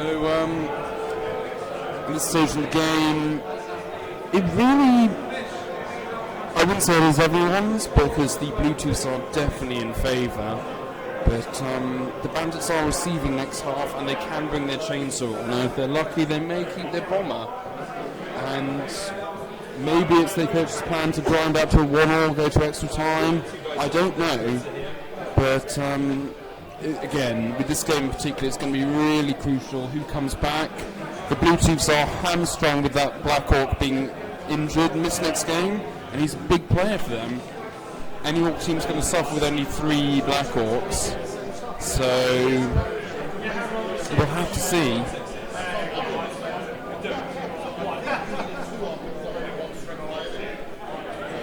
So Bluetooth's coach just pondering how to best deal the hurt.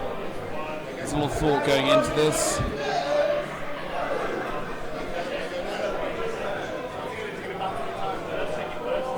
And of the other games at the moment tonight, ladies and gentlemen, we've got the Court of the Scarab versus the Gobshites, and they're just about to finish actually. They're on their turn 14.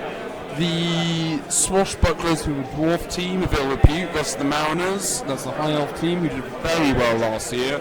They've only just started, and it's already looking particularly messy. But then Dwarves High Elves is a big grudge match from the ages, and Swashbucklers in particular have 5 Guard players, which could really advantage them in this. However, the dynamicism from the Mariners is equally likely to counter that Guard nature. I'm seeing a lot of dodging in that game, or rather predicting a lot of dodging. The Khemri Goblins game is looking particularly mad. I'm seeing 3 Tomb Guardians knocked out and 5 Goblins in the casualty box. That's a fairly intense game. It looks like at most there are probably There are 11 players on the pitch, ladies and gentlemen. 11. That's both teams, not each team. 11. That's been a brutal game. I'm not really seeing what's going on, but it's looking intense. And back to the Bandits Bluetooths. Bluetooths coach is still pondering how to best hurt the Bandits. Unless something ludicrous happens, the Bandits cannot score. So I'm not entirely sure why Bluetooths coach is being so conservative. I just go out hit him, make the boy feel it. We're seeing a blitz here onto the player on the flank, and he's pushed. Yeah, the Bandits' hopes of scoring this half are well and truly dead. Not even a flying Black Orc can save them, which is interesting because the Bluetooths have scored, I think, 3 touchdowns with their Black Orcs. They've had a plethora of interceptions and pickups, and it's been a real surprise how agile the Bluetooth Black Orcs have been.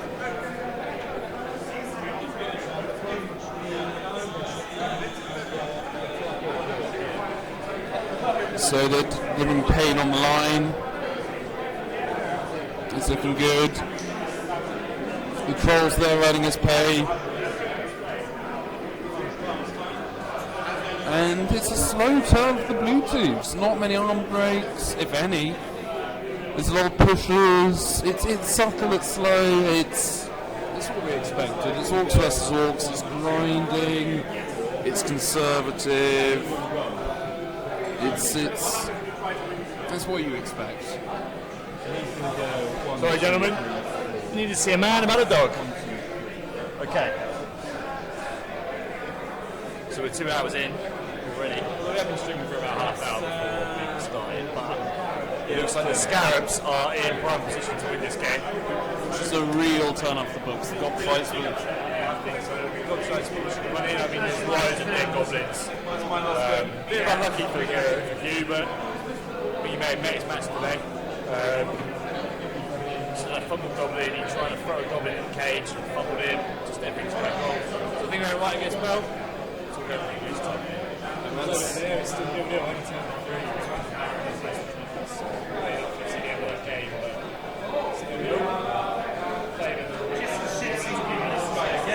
and the bomber is making a fairly brisk pass.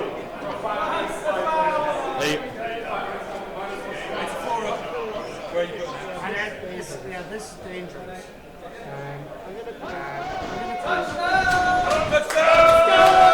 The Scarabs have scored. Now, it's not to rule out. Shit, the Scarabs have won. The Scarabs win 1-0. That's a real surprise. No one saw that coming. Everyone's backing Goblins in this game. That's a Western player out. A real turn up there. It's rare the West get knocked out. So the Khemri may not be very good, but he knows how to use it.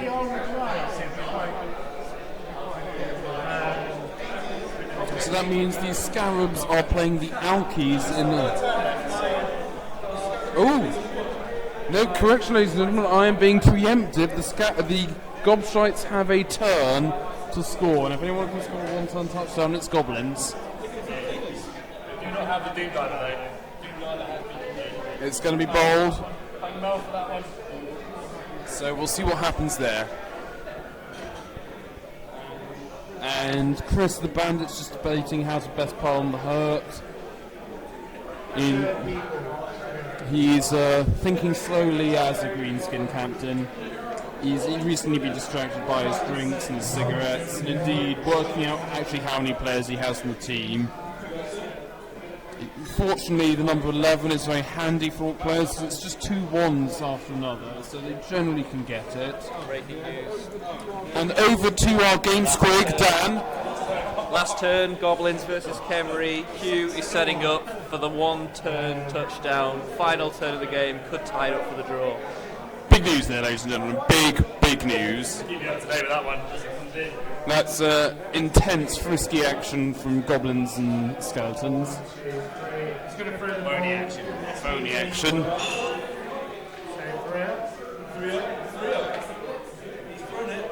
And the bandits are doing some SPP farming, make a cheeky pass. Got to appreciate that, even in the dying hours of the game. Dying hours of the half, rather. That's good. That's good play from the bandits there.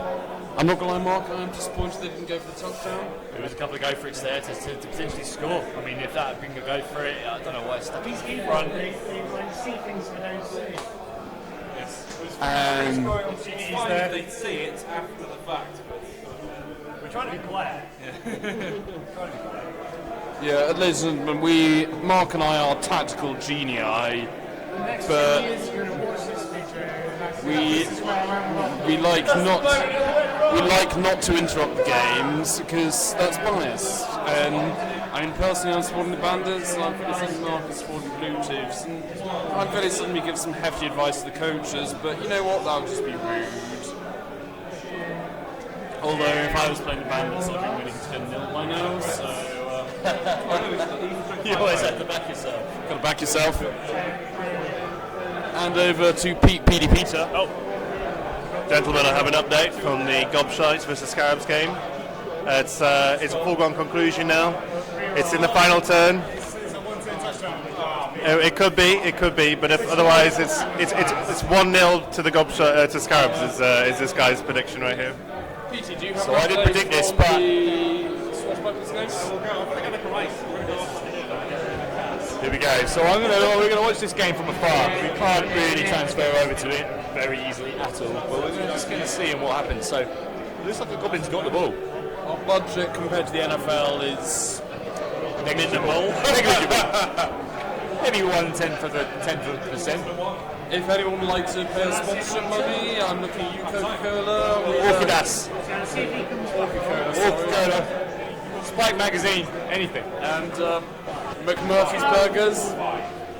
The bomber is gone. The bomber is gone. Bomber's been sent off, so it is half time. We'll go to some live interviews now. We will do First indeed. go to the Bandits coach. So the Bandits coach is coming sweating out in his dugout shortly. He's just working out if his team's still knocked out or not.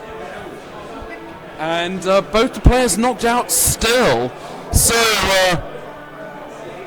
Chris of the Bandits, how do you think this half went? Over to you. I think the bomber could have done a better job. I think James played excellent first half of the first half, so to speak. High points and low points. The interception was a low point because I smashed a hole into my line, which allowed the touchdown. The high point was killing his Black Orc. So, what's going to be the tactic for the next half? The chainsaw's going to come on and he's going to rip the shit out of the Black Orc. I admire the audacity. Did you not see the go for it, or you thought you were further on, or had an extra turn, or there's 3 positions you could have gone for? I'll be honest, no. He did not see the plays, ladies and gentlemen. So that's all from the Bandits coach. We're going over to the Blue Tooths coach. So James, the big man of the Blue Tooths, he's winning 1-0. Winning 1-0 at the moment. James, will you come and do an interview? So we're now going to James, the Blue Tooths. James, how do you think this half's gone? It's gone okay. I scored a touchdown, which is what you want to do.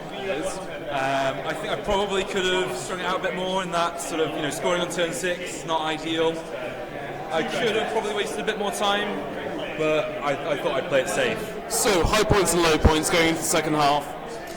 Oh, the high points. I enjoyed surfing his blitzer whilst he was stood in his own touchline. That was particularly sexual. Yeah, I was a Rex. Scoring the touchdown. Low points. All the bombing. And thank God that's not going to happen in the second half. So what's the tactics going into the second half? Well, that would be telling, wouldn't it, Mr. Leopard? Give us a hint for the fans back home. Smash things. Smash things. Beautiful play from a beautiful Orc. So I think we're going to take a brief half-time break. Yeah, we'll take a break. I'm going to just put the half-time break on. We will be back.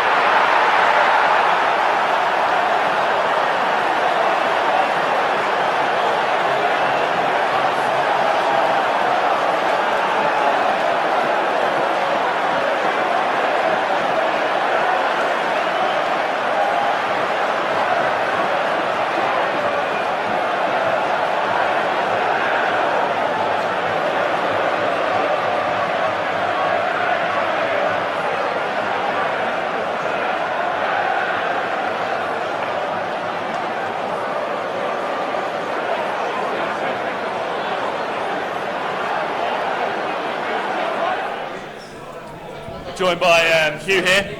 He's unfortunately just been knocked out. How do you feel? Gutted, frankly, Mark. I mean, the Gobshites, we've really put in some hard work this season.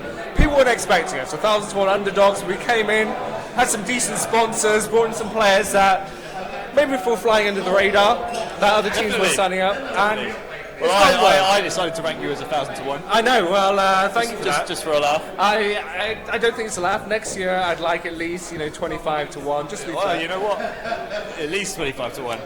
After that performance, you beat the Necromantic Eastern Division title. I mean, that was easy. They barely turned up. Tonight, though, unfortunately, the Scarabs turned up.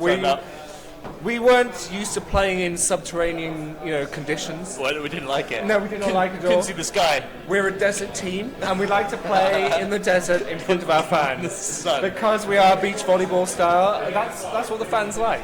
They like the girls in bikinis. They do not like to be underground. Bubbling ooze, we've got no time for that, and that really affected us. And you can see very well. Couldn't see very well. We're not moving very fast. Awful. So what happened in the first half? So you received in the first half, right?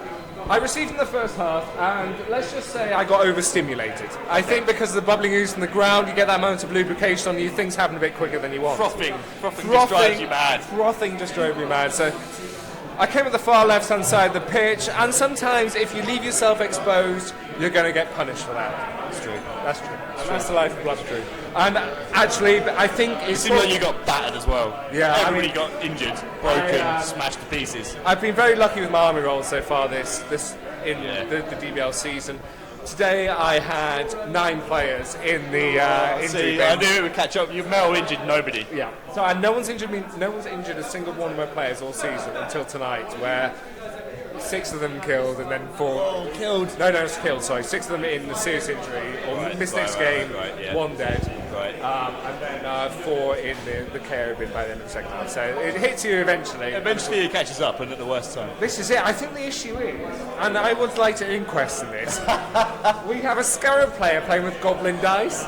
Everyone knows that Goblin dice are very favourably weighted, and all of a sudden, apart from yours, mine are very good. No, a lot of fun, and it's a shame, but really good fun game, and I had a really good time. Khemri everybody was going to Khemri, we were just going to go out.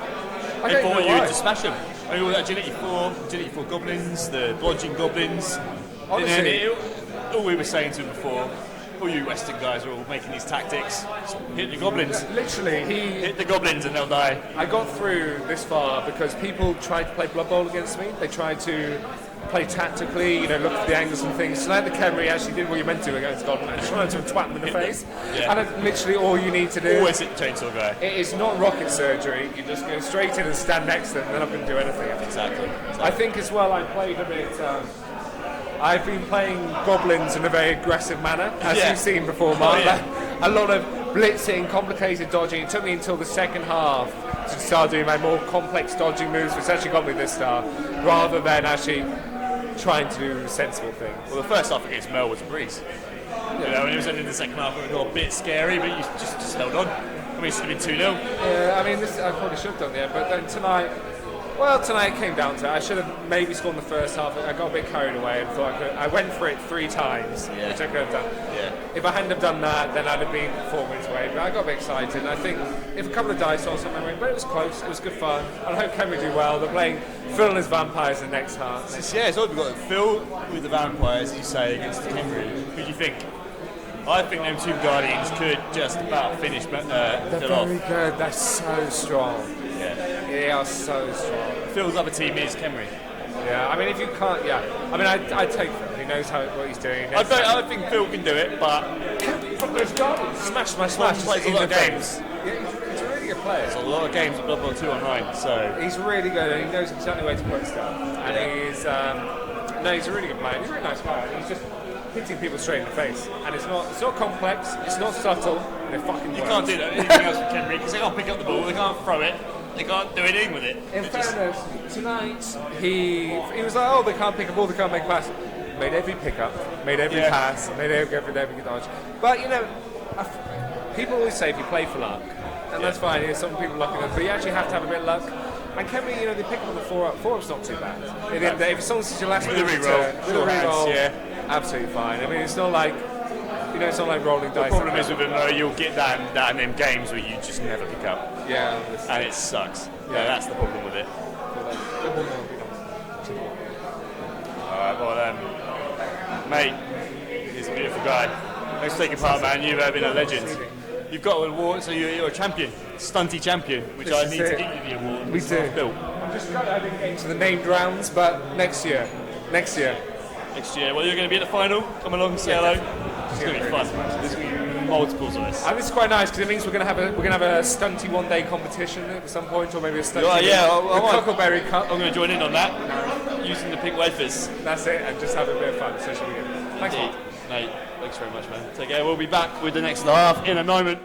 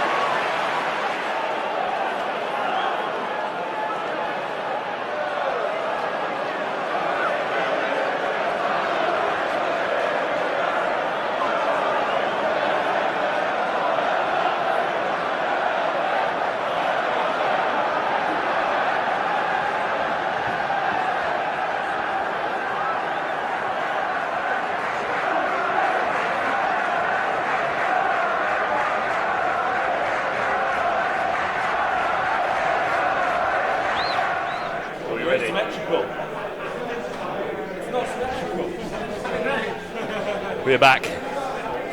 Welcome back to half time. We're all set up. We are ready to rock. So the blue teams have to kick. Here we go. Second half. It's 9 o'clock. We have 2 hours for this half and extra time.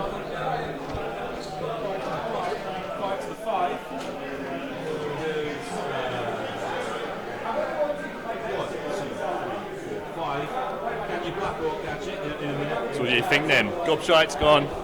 Gobshite's gone. That's a real turn up the books. Like a lot of the predictions were 3-1 for the Gobshites there, but I was correct. 1-0. 1-0. Yeah, you were, Mark. It's just, I had that feeling that the Gobshites would run out of luck. They've had a lot of luck, you know. And Hugh's done a. What's happening here? The Black Orcs. It's Star Black Orc has caught it. What a legend! what a legend. So the chainsaw's on the pitch. The bomber's been sent off. Both the blitzers are still out. The movement 7 blitzer is still off the pitch. But the Bandits do have a Black Orc with the ball. I'm seeing a very slow cage here. It's a cage that may or may not move. We've got a man here. You want to say anything to anybody watching? Good evening and welcome to the Seven Tiles Club. This is the Seven Dials Club. This is where we play every Monday. We play here every single week. Usually December we're off, but we come here, drink beer. A lot of guys play 40k, and that was the barman. They are, Rob, but we don't like 40k. They're so sad. They get angry when we shout Blood Bowl. So for lack of a better example, I'm going to do a demonstration right now. Blood Bowl! And the 40kers just don't appreciate that. It terribly upsets them. It really throws them, bless them. They're too busy focused on the... I've heard it knocks their bolters out of calibration. Which is madness because who cares? Yeah, we play here every Monday. We are the London Wargaming Guild. This is probably our spiritual home. We play at a lot of other places. We play all over the place, but we come here most of the time. The DBL is part of this club. We've got honorary homes in the Cavendish and Stockwell, which is a fine pub if anyone's venturing through the area. Indeed, that's a good point actually. Dan's got a beer and board games night at the Cavendish Arms on the 16th of November. If you fancy drinking a few beers and playing some board games, Dan has a selection of board games in the Cavendish Arms. Closest station is Stockwell Station, about a 5-minute walk from there. We play Blood Bowl there most of the time. If anyone say hello, just come along and say hi, basically. Alternatively, you don't have to play board games, you can just drink a lot of beer. That tends to be what I do. It's the only sensible way forward. It really is. Sometimes we, particularly the West, goes and plays in the Cock in just off Regent Street, a bit of a spiritual home for the West there. And there's also games played at home in the Crypt. Loading Bar as well, in Dalston. Did you say that? I didn't mention Dalston, no I didn't. Dalston Loading Bar, we play a lot of times there. It's a great little pub. Secret Weapon as well, there's been a couple of games Weapon, played there. yeah, both the Loading Bars, great venues. We've now expanded people's flats as well. There's been a couple of games at Mark's flat, 1 or 2 at mine. That's the nice thing about Blood Bowl. We really enjoy coming here because there's normally 3 or 4 games on at once. I think our record is 12. 12 matches for the draft. Which was insane. It was just insane. It was madness. I think we got a noise complaint from 40k players. Because we got a noise complaint from the Death Bowl qualifier. That's because I was shouting in people's ears. But you know what? With Blood Bowl, you just got to do that. You just got to get involved. You got to shout. You got to live. You got to love. There's a lot of love in the DBL. It's passion. It's passion. Some of the passion from the West is probably quite inappropriate, but everybody else's passion is fine. Okay, we're at turn 9. Sorry, apologies for the update there. Turn 9 for the Band-Aids. So, Bandits have the Black Orc with a half cage. It's about the chainsaw, the troll. Chainsaw is successful. So chainsawing the troll. Through the armour. It's through. What happens to him? He is stunned. Stunning the troll. You know what? That's just what you need with a chainsaw. Yeah, well, that's the thing with using a 7 isn't horrific. If you don't roll a 7, your chainsaw's next to a player. Which is, it's a gamble from the Bandits, and the Bandits have been playing the gamble plays, and I had a brief interview with the Bandits coach who said in no unconfident terms that as he gets considerably more inebriated, he will go for the rogue plays, and I think for the 6th time, as we said in DBL, we fucking love the rogue plays. Yeah, he was very a bit distraught that he missed. You probably heard distraught that he missed that touchdown potential, especially with 3 players able to score. Yeah, he's going to look back, but could have changed the game. It really could have, but as it is, you know what? He's got the ball on a Black Orc. He's got a half cage, and you know what? suddenly the Blue 2's being the hitting team isn't looking so in their advantage, with only down to 3 Black Orcs. Indeed. Although the Blue 2's Black Orcs are better than Bandits, they but are 4 against 3. I'd say they're the best starting defense in the league. Yep. I think the Greenskins were better when they're out. They are out to a particularly rogue game, as we mentioned earlier. Prime.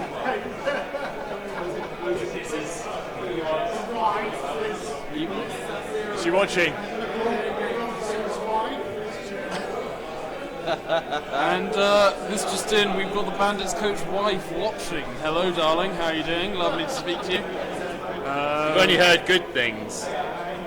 And Chris will be home by soon, honest. He appreciates all your hard work and the support from the home, which really makes DBL. Indeed, yes. Without my support, this would not exist. We'll do a shout out to the Commissioner's fiance, who gives him a constant reassurance, backbone, and balance, so his life doesn't become entirely Blood Bowl based. Yeah, it needs to be a balance. We've had a discussion. We are all okay. I mean, personally, as the Commissioner's pseudo lover, I prefer to play more Blood Bowl, but sadly, his first and foremost lover has vetoed that. We were all right. It's a good laugh. She understands. So we're now going to do a flash interview with the Scarabs coach, Indeed. who is particularly smart, having a post-game beer. So we'll go to Tom. Tom, would you care to say a few words to our fans out there after winning your game against the Gobshites? Yes, happy to. The Khemri will take on the Vamps in the quarterfinals. And how are you feeling about that? Very excited. I don't have any blood, so there's nothing for them to suck. Excellent. And how do you feel about going up against...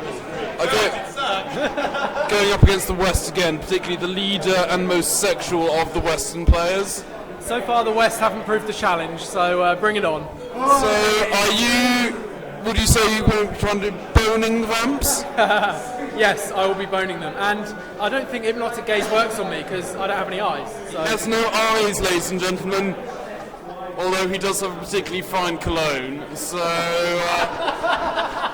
we'll see what happens there. My money's still on the Alkies. They are particularly ferocious, sexual for the dead. They're thrusting. They are thrusting and girthy and poised. And where the poor Scarabs lose is being all bones. They're just orifices. And we know what that means.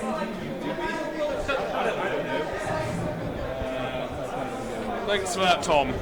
Thank you, Tom. Khemri and Vampires through to the quarterfinals. That's madness. It really is. It's rare that you have a dead-off of such vehement testimony. We're going to go over to Hugh now, the losing coach of the Scarabs Gobshite game. See if he has any words of wisdom in his sad match defeat. He's the last stunty coach out. We've already spoken quite in depth. So, are we talking about some more greenskins? So as you can see, these are Orcs, the dullest of the greenskins. Dullest of the greenskins. And this game, I should imagine, is as dull as we expect it to be. As you can see, that in the middle, I believe the technical term for that is a bang gang. Am I saying this right? A bang gang, yes. I'm not sure. That district in Bangkok. Oh, yeah, it's a lovely place, lovely place. A lot of people with skin that shouldn't be that colour doing things to each other. That's just racist. I meant disease. I didn't mean... And that as well. So he's racist and diseased. So Hugh, as the greenskin coach, what would you be doing in this circumstance?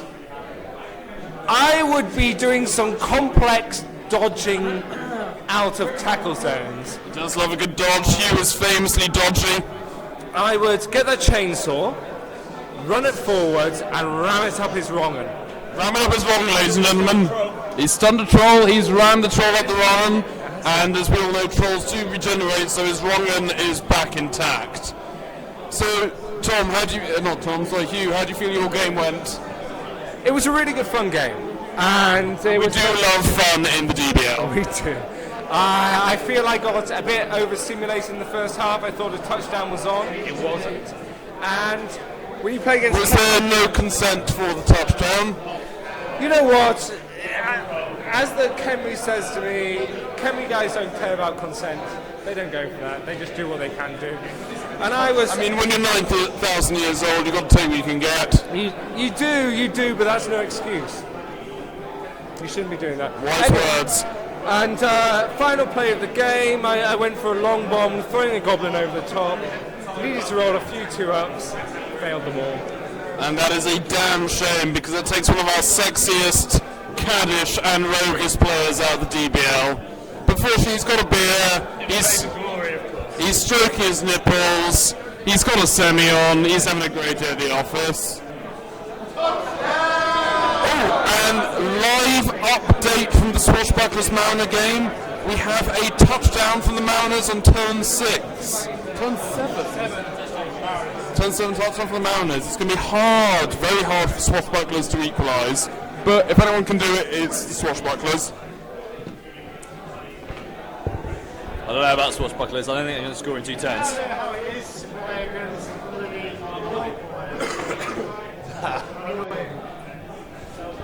Yeah, Swashbucklers are going to struggle, I think. I don't know if that game's going to finish, but I think the Mariners have got it. I think the Mariners got it as well, which is a shame because there'll be 2 West teams knocked out, maybe 3. It's going to be the worst night for the West in a long time. Worst night for the West in about 2 years. And for those classicists, it's similar to the rape of the Sabine women on that scale. So we will see a founding of a new decade. Rome will be reborn, and you know what? Contrary to popular belief, Rome was built in a day, and that day is Monday, 13th of November.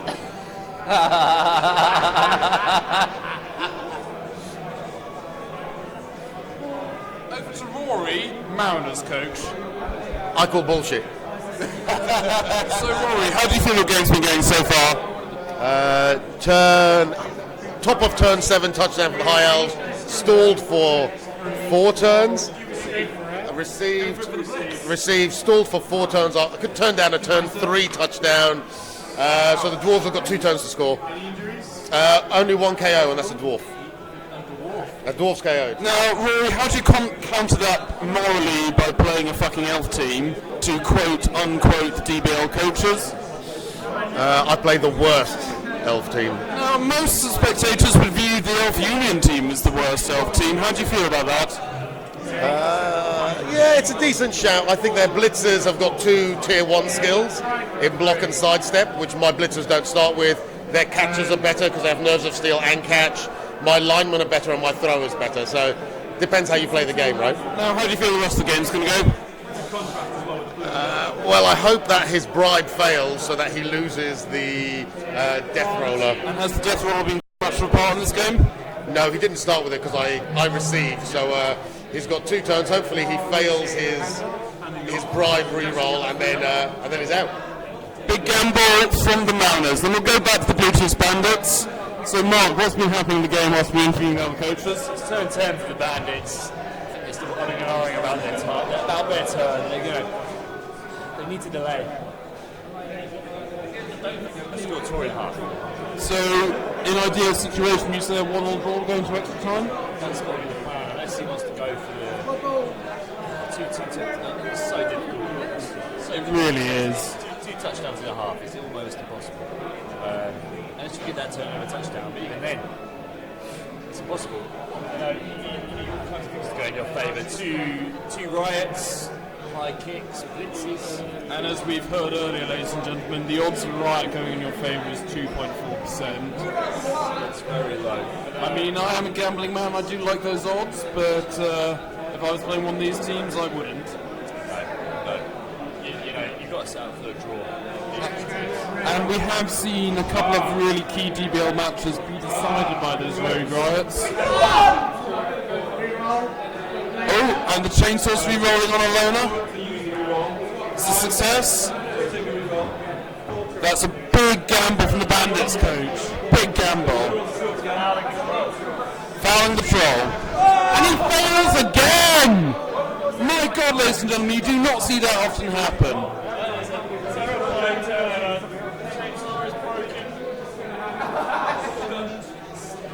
Chainsaw is stunned. That's really crucial. That was a gamble. And we're going to go We're going to go briefly to our commentary squig, Dan. So, commentary squig, what have you got to say so far? You've been keeping an eye on the games. Oh no, He's bringing the fresh banter from the boys in blue, the prod, the Met Police. What have you got to say? Come on hard on them like I would do on someone from an ethnic minority. He's not commenting hard, and he is quote unquote no comment. He's put his notebook away. He fucking deserved it, he had it coming. And of course the DBL has no policy on our brave boys in blue. We entirely support them as far as we can, neutrally and politically. Any altercations they may have with people from certain nations and races, well, we have no comment. So at the moment we have Hugh, the defeated Gobshites coach, coming grabbing his nipples and clapping like the rabid maniac that he is. Over to Mark. Indeed. So we've got a big chaos now. Everybody's going to come and spectate this game. There's about 6 of us watching this. We're about 5 pints down, ladies and gentlemen. Oh, obviously. So what do you think is going to happen? What do you think is going to happen? Well, I'd be surprised if Chris keeps his trousers on for the rest of the half. That's my first prediction. And equally... You smiling at that. I'd be surprised if Hugh hadn't taken his top off and started rubbing his nipples in public. But fortunately, as we said earlier, we do have the boys in blue here to reduce the sexual tension, or enhance it, depending how they're feeling. Depends if they've got their truncheon. Yeah, and who knows where he's keeping it. I don't know, I'm not sure. We'll ask him later. And we've got the Tomb Kings coach here, sitting pensively, Indeed, yeah, so as a 9,000-year-old man can do. How are you? How's your southern buddy doing, you think? Well, he's got the touchdown, which is important in the Orcs. Yeah. I think he's got the positioning okay. He's got a pink wafer in reserve. That's always important. Yeah. Good to sign up. Always good players. He's out on loan learning his trade. Exactly, yeah. The South really wins on pints drunk. That's what we measure our touchdowns in. In whiskey. As a sexy Westerner, I'd like to dispute that thoroughly. Let the record show.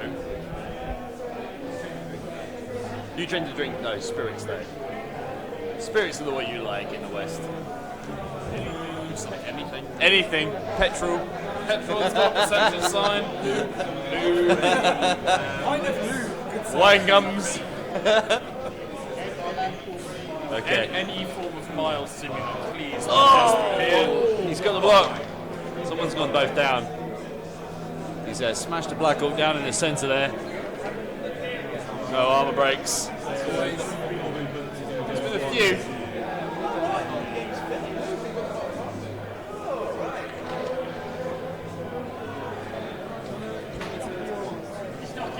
Doesn't fit on. Hold it down.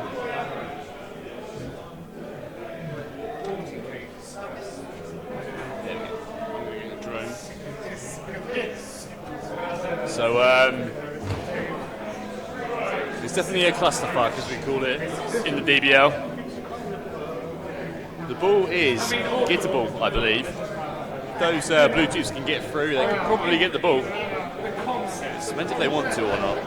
And ladies and gentlemen, we're going into a special guest commentator, fresh out from the Necromunda matches. This is Jerome of the Slan. He's playing the Scimitars in the next game. And Jerome is a particularly popular and favourite coach in the DBL. He's infamous for his madness. The boy sees 3 dice up hills and says, fuck it, go for it, I'm a sexy frog. So over to Jerome. How do you see my rival coach coming up for my next game in the first place? So Jerome, how do you think the evening's been going? Have you been keeping on the DBL? I think the evening's very lucky, and me and you will have a fun game. We're going to have a sexual game, Jerome. It's going to be thrusting and intense. I'm ready and waiting. Are you looking forward to playing the Scimitars? Oh yes, it's my favourite game every year. Jerome. What do you look forward to the most? Jerome. Game I look forward to. Alex is the only one that knows how to contain my madness. Jerome loves facing the thrust of a scimitar. Yes, and the Scimitars understood that we were going to reach here in this point. They already put an arm saying we're going to be here. No one else believed it. No one else believed it. both Scimitars and the Hermits were playing difficult teams to get to where they are. Jerome, you've been keeping an eye on the games going so far? I have. How do you think they've been going? To be honest, James has been slaughtering all competition he's come across. Yeah? The Blue Chiefs are fierce? I don't know how. He seems to solitarily walk down the field, marching slowly and slowly with Black Orcs catching balls on sixes all day. Which is madness. Who doesn't love a catching Black Orc? I don't understand how this happens. Yeah? So have they now? Oh! So Jerome, seems like he's receiving. And we know what I mean. We love a good reception here in the West. Yes, we do. Let it be known, ladies and gentlemen, the West has a firm dispute with Games Workshop about the naming of the Change of Ways, because we believe it should very much be the Slaaneshi Demon Prince. That is my favourite god. So yes, we feel the Change of Ways should go over to the West and be Slaaneshi, and equally we feel the Great Deceiver. And even though we're Slan, we do promote chaos here. So Jerome, final words from you. What do you think the score is going to be? I think the score should be 4-3. 4-3. However, it's obviously going to end in penalties. He's moving cannon. Yeah? We're going to go there, and I don't know where the penalties are going to drop. And what do you feel is with the Mariners swashbucklers? The Mariners up 1-0 at the moment. Well, Corey's going to put it in. We know this now. But on the offhand, I'm putting my money on the other. yeah. Just because. Yeah, man, 2-1 swashbucklers. Now Rory's trying to put it in, and it has been a while since he's put anything in.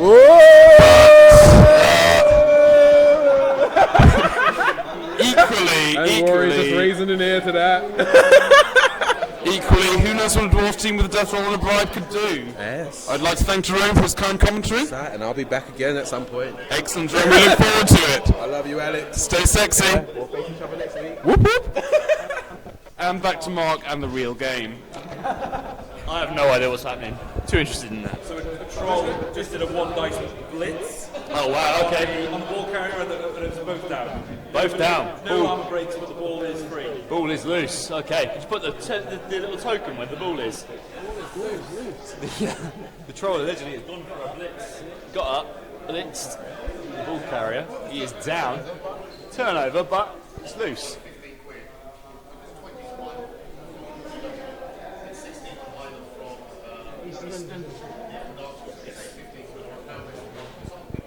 Chainsaw still stands. So it's the Bandits turn 11.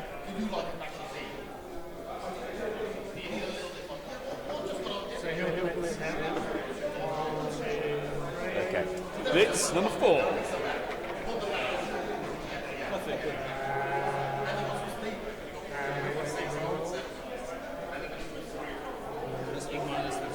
Mighty blow tackle. Only a push though. Now, Mark, are we seeing a touchdown for Black Orc? Well, he doesn't have the ball anymore. Does he not? I have not been paying enough attention. He's on the floor. Troll has loosened the ball. Troll has blitzed, knocked down the ball carrier, and the ball is on I mean, you know what my comment stands? Because the Black Orc could stand up and pick it up again. You could. I would love that to happen. So would I. It's something I would like to see. If it happens, I'm very happy, man. We love... the thrower's got the ball. Thrower's got back up and grabbed the ball. Well, I mean, it's a sensible play, but not a Black Orc. It's no Black Orc. He's throwing the ball. So here comes the thrust. That is a quick pass. Thrower's passing the ball. Three up, flash. Got it. He's got 3. That is a completion. Blitzer has the ball. That is that's 2 passes from Bandits in 4 turns. That's an insane amount of passing for an odd team. Which Blitzer is that? Number 1. That is the block tackle Blitzer. Vergu the slasher. I mean, the DBL record for passes stands at 9 passes a match, which was Prime Scimitar's Game 3. Yep. That was a particularly mad game, ladies and gentlemen. We saw in that game there were 3 long bombs, 2 short passes, 1 quick pass, and the rest, the other one. Short pass, which one? Long pass. Long pass, 4 long passes. Wowzer. Yeah, it was mad. There wasn't many catches, but there were many passes. We threw it and nobody got it. But you know what? You had two interceptions each. Two interceptions each Two in one game. interceptions each in one game. In one game, we had more interceptions than the entirety of all the DBLs put together. Indeed, yeah. I think my local guys had more interceptions than the whole of the East. It's mad. One interception more than anybody else. And you know what? Interception is probably our favourite skill up point here in the DBL because it happens so rarely. We only had one interception in the entire division last year. And now The whole we're league rocking on 9. Must be at least 9, yeah. Of which half is on 2 teams. Yep. I've got one. 2 on the Scimitars, 2 on the Prime. One on me. One on I know the Javelin's got one. I think the Alkies have one as well. Probably. I mean, for example, if you look at my team stats, the Scimitars, 5% of my points are from interceptions. Correction, no, 5%. 5% of my points are from interceptions. That's quite good. For something that happens so rarely. I love it. I mean, one of the things I've loved about the DBL this year, ladies and gentlemen, is how many passes there have been from even the most unsuspecting teams. We've had goblins passing, we've had halflings passing, we've had dwarves passing. We have indeed. I remember last year the highest passing player was Far Chucker Rocker. An orc thrower. An orc thrower of great repute. 12 passes.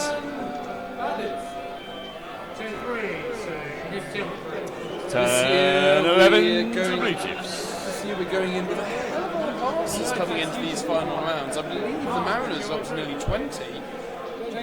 I'd love a drink, buddy. So yeah, we're going in turn 11 for the Blue Chiefs. Can they get that ball? So the ball's on the right flank, just above the scoreboard. Just here. You can see my finger. Just nicking out for smoke, ladies and gentlemen.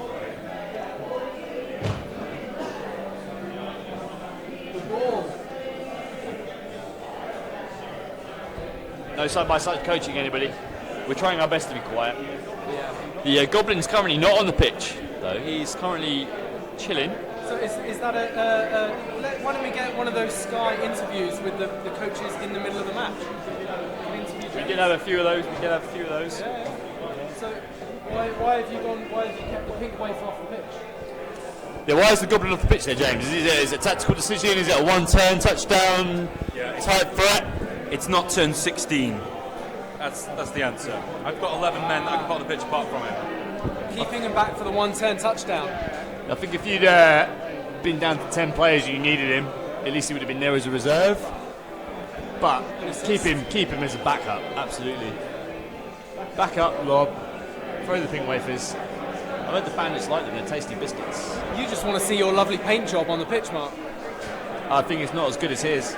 I'll be honest. So how does it work with the painting tournament?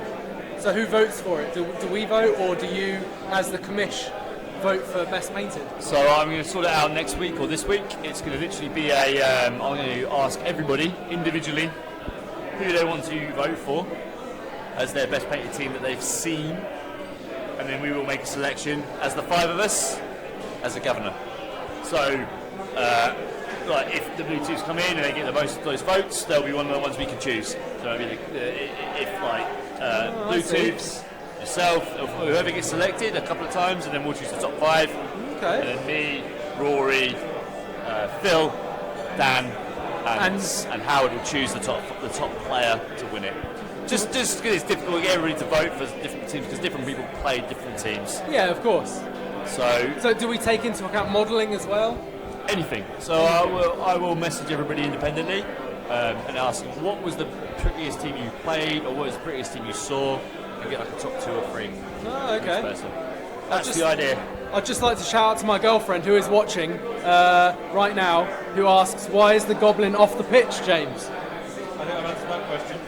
Well, okay, well, Ollie, fuck you apparently for James. The reason why James may not elaborate, but the reason why that Goblin is off the pitch because Goblins can potentially score in one turn. So, if the Bandits score on the last turn, that leaves James with 1 turn to score, which is impossible, but it's possible with a Goblin. So putting him on the pitch would put him in jeopardy. If he's on the pitch with him, he could get killed. Right. If he gets killed, there's no threat of a 1-turn touchdown. If he doesn't get killed, there's a threat of a one-turn touchdown. But having him off the pitch, that threat is gone. So having him off the pitch means that potentially he can be next to a troll, grab the ball, dump off to that goblin, and that goblin can get thrown by the troll and score in one turn. It's very, very situational, but it's always a threat. It's something that James has obviously thought about, because it's definitely something to do. If he goes in 1-1 and he can make it 2-1 before the full time, he'll be laughing, and all of his tactics would have played off. But at the moment, there is another goblin on the pitch who is down. He has been stunned. I think he's now unstunned. He's going to be getting up next turn. That troll's going to have to move out of the way, I think. Yeah, it's tricky. Well, both teams, they're both kind of engaged with each other. Yeah. So finding space to manoeuvre will be tricky. So we've been talking about this already. I mean, the bandits are sort of a step down below the Bluetooths, I think. Not through choice, but they focused all their SPP on the blitzers. Yeah, the skill choices, they're more focused, they're more specialised. Yeah, whereas the Bluetooths have been very much across the board and levelled up. But I think the Greenskins had the best levelling up across their team. Yeah. They're out. The Bluetooths are the next best. But the bandits are, they're very much focused on the blitzers. So a movement 7 dodging blitzer who's been out since turn 1 or 2. I mean, you don't need SPP to win, as I've proved today. One of the lowest SPP teams, and I'm through to the quarters. Indeed. What do you think your chances are? Poor. Poor? I'm playing Phil's Alkies, so... you're going to have a hefty... yeah. A hefty inducement. I'm going to have a few inducements, so... will you go for Ramtech? Yeah, there's a chainsaw I'm looking at though. Yeah. Shred a few vampires potentially. Yeah, definitely. Go through that armour. Yeah. It's different, isn't it? Ramtech's probably a bit too expensive. If you can get him. Yeah. It's a strength 6 beast. Yeah. I've got 100k in treasury. Right. So I've got some money. Right. So after that, if you do beat Phil, Gobbo. Have you got the turn? Because we're both on turn 3. It's currently turn 11. Which is 8, 9, 10, 11, yeah. Hey, we've got a refill. I think that one might be COMMISH, yeah. Cool. So, what will the Bluetooths do? What will the Bluetooths do? Yeah, you were having a shadow, weren't you? No, I was having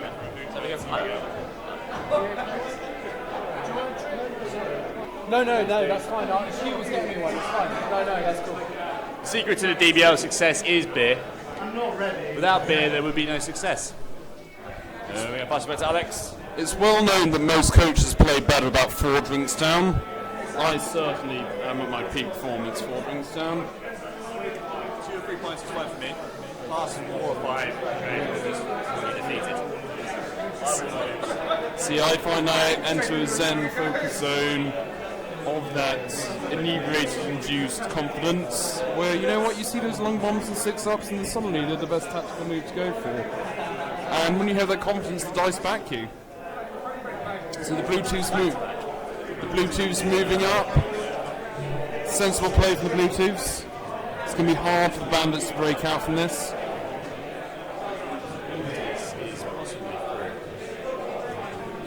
Bandits get through a few buck if they get through. It's one of them now. It's going to be very edgy. If the Bluetooths can turn this ball over, they're through.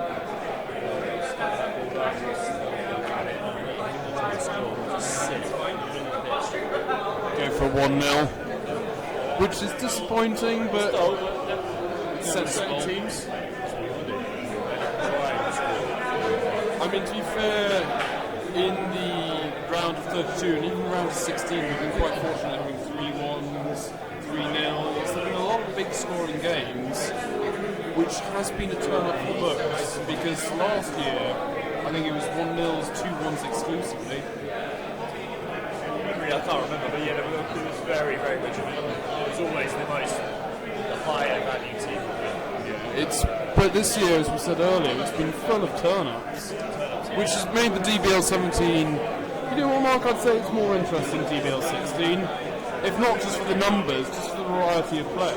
We've had some teams. It's really thrown people out. Some people really struggle like hell and never pick up. I mean, we've only had 2 teams that aren't in the recognised ladder. We're missing Bretonians and... That's it, sorry, 4 teams, ladies and gentlemen. Now they're cornered. Bretonian are recognised to be excluded anyway. It's the Savage Orcs.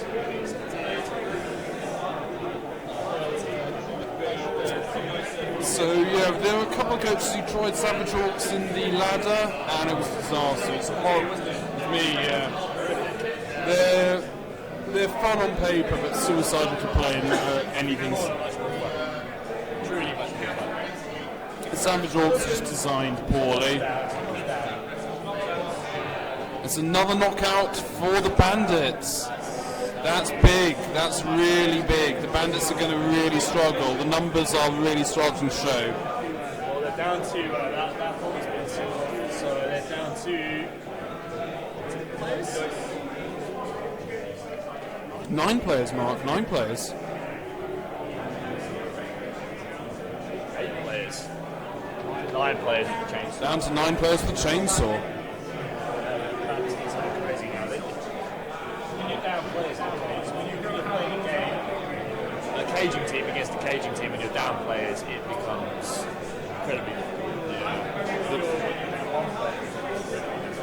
Playing Sam in the round of 32 with a Nurgle, and I'm down 4 players. With 4 guard against me, it becomes almost impossible. You're doing quite nice blocks just to try and get position. I mean, we were saying from the start the Bandits were the underdogs in this game, and it's increasingly coming. I mean, look at that Bluetooth defense. That is fierce. It's going to take some particularly rogue play from the Bandits to get through. I mean, I can see potentially a route round the northern flank if they're really bold, but equally they've got the numbers to stop it. It's going to be really difficult for the Bandits to do anything.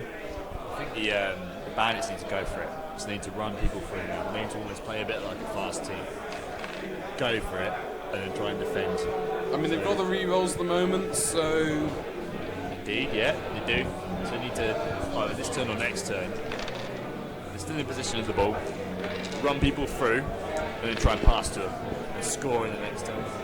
Otherwise, they're just going to get scuppered. Another turn of this, they're going to get lose the ball. It's going to be really difficult for the Bandits. The Blue Chiefs are set up perfectly there. They're absolutely loaded the left side. They know that the Bandits can't get through on the right side, so there needs to be some form of blitz, make a hole. And sorry, that's the Bandits' right and left side point of reference. Sorry, indeed, yeah. So the bottom of the screen is loaded with defence. That's where the ball is. The north of the screen, effectively the Bandits' left side. They need to break through there. They need to break through there, set up some people to score, try and throw the ball to them, score quickly, and then defend. Defend for their lives, taking extra time. I mean, if the Bandits are feeling particularly bold, they could go for grinding it through and hope for armour breaks, but I wouldn't do that. No. We're missing the Mighty Blow Blitzer. The Mighty Blow... Yeah, the Mighty Blow Blitzer is off for the Bandits, so they are Mighty Blowless. They have no armour punching, which, as we said earlier, is crucial to this game. Get rid of players, which is what the Blue Chiefs are doing. Okay, is the Black Orc injured? Stunned. Injured over there. Oh, sorry. Yeah, there's also stunnings on the pitch, but currently there's 3 knocked out players, and none's come back. It's four players. 4 knocked out players. It's looking very, very, very dark. I mean, I need something special, as we say. Special has to be run players through, lob them to. I can see a cage in the centre, but will the Bandits realise that? Can too, yeah. I don't think they will. I just think the coach has the vision. You might do. Always have faith. Have faith in your Western buddies. I want to have faith, but you know what? Judging by his performance so far, it's tough to see it, Mark. It's really tough to see. I always believe. You've got to believe. I always believe. Believe! So there's 10 players around now, so it is now turn 12. Turn 12. It is definitely looking good for the Emerald Chalice holder. Indeed.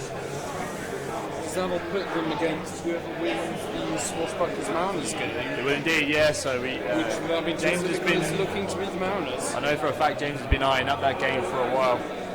Absolutely eyeing up that game for a while. So he knows who he's playing. He knew he would be playing me. He knew he would be playing Sam. He knew he would be playing Rory. So, for point of reference, ladies and gentlemen, the winner of this game plays the winner of the Swashbucklers Mariners game, and that equally leads from the Camry Vamps game that we were talking about earlier. Now, I'm not a gambling man, Mark, but I do believe the Vamps are the firm favourites. On that side, or to get to the final? Or even to get to the semis. Well, at the moment, I'm personally seeing Blue Teams versus Alkies in the semis. The Blue Teams are going to have a real tough time against the Mariners if they get there. We don't know what the Bandits can do yet. Let's not rule anything out, but equally, as the odds stand, I'm seeing Blue Teams Alkies in the semis. I'd like to. It's a shame that the South and the North have to meet in the quarters. But it's just I think James has done incredibly. It will all depend on how many elves he can kill and how quickly he can kill them. If the Mariners can survive with 9-10 players for most of the game, they'll win. I mean, at the moment the Mariners are facing a death roller, so their team could be literally turned into mincemeat in the next half. Yeah. And you know what, the Swashbucklers could pull it back. It's true. It's unlikely, but it could happen. They do have a movement 7 runner, which is very, very useful. So he's probably not going to score one in this half. It's probably already the second half now. It is the second half now. So I'd imagine that this game's going to go, I don't know, 2-0 to the Mariners. I think, you know what, I might even venture 3-0, Mark. I'm going to venture a sneaky... But Sam's a very smart player, though. I don't think he'll go balls out to lose 3-0. He's going to have to go balls out. And I don't think he will. I think he'll just quite happily just... See, you say that, Mark, but his performance in the league beggars otherwise. Like Sam's had multiple 3-1 defeats. No, absolutely. But you also didn't have any players, and he's brought them back now. Now he's got 5 guard players, 3 mighty blow players. Brutal. He's got a very strong team for anyone but Rory. For someone who's lost a lot, yeah. He's not got much tackle, he's got a lot of tackle, but not any mobile tackle. He needs mobile tackle. It's always the hamper with Rory teams. Yeah. So back to the Bandits Blue Teams. We've got the Blue Teams moving to quell the Bandits' assault, and it's looking good. Yeah, so the ball's moved into the back into the Bandits half.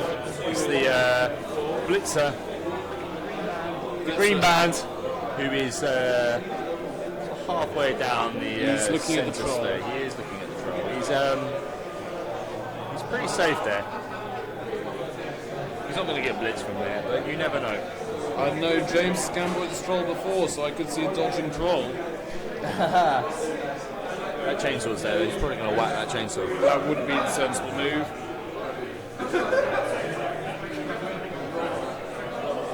So we're going to go back to Jerome with some live commentary from his thoughts on life, love, marriage, everything.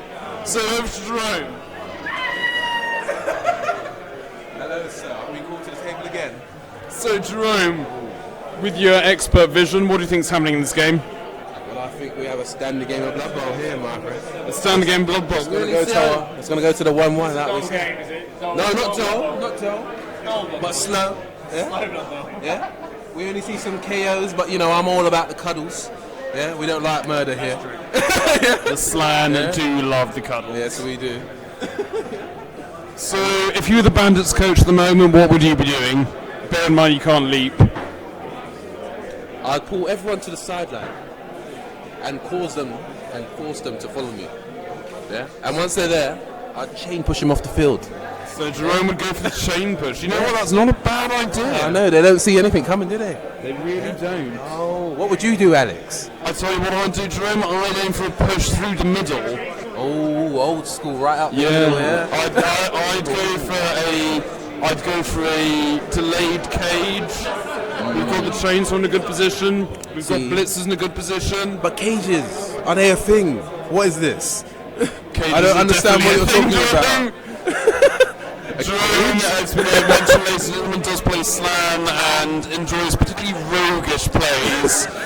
I've seen this man many a time leap, and leap again, even when it hasn't been necessary, just for fun. That's what it's about, you know? You have to jump for joy. I mean, when archaeologists find Jerome's tombstone, it's going to be, I'm a flying frog, and they're going to be bamboozled by it. They're going to be utterly confused. I can see the stone now. Yeah. Don't worry, I'll be put in the ground one day when I argue with the commissioner too many times and roll a 1. Yeah. And as we all know, the commish hates stunties. He does. So when we start in the stunty league. Started. Thanks for that, Jerome. Really appreciate it. Thank you, Mr. So back to Mark and his thoughts on this game. Well, we're still going. I mean, the Blue Chiefs. They're setting defence after defence, right? What do you think? Blue Chiefs are countering everything the Bandits have to play, and you know what, they're doing a sterling job. They really are. The concentration in James's face, it's admirable. He is seeing plays the Bandits aren't even considering. I've never seen a man concentrate so hard. Wait, no, I guess I have. But the Blue Chiefs, they're playing impeccably. They're seeing the Orc movement, they're nullifying it, they're using the numbers advantage. They're playing slow, yet sensibly. There's no stupidity, there's no rogue plays. He's got a measure of him. And you know what, Mark? I'm seeing a 1-0 here. Well, I am too at the moment, but he's doing it right. Orcs, with Nurgle, with any case team. The least dice you roll, the better. Very true, very true. I think that's safe for Blood Bowl full stop. Pretty much. But with other certain teams, you can do very well with your awesome dice. But with like cage teams, you roll some dice and you get nothing. Dodges, maybe if you're lucky, successful dodges, crazy passes you don't want. Really what you want to do is minimise your losses with these. Stop rolling dice.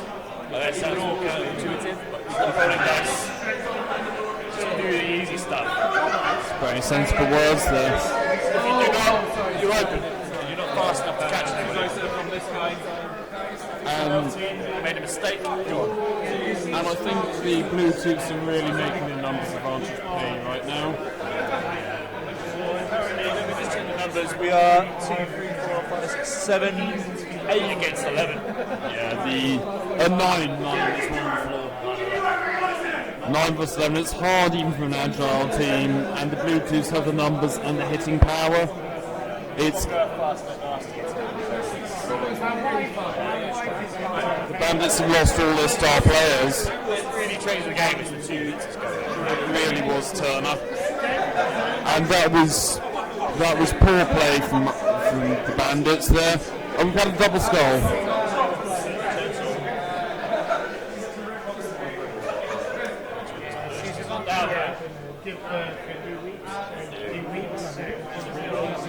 I see. I think James is really overestimating the value of the chainsaw here. 6 dice, I got pushes and skulls.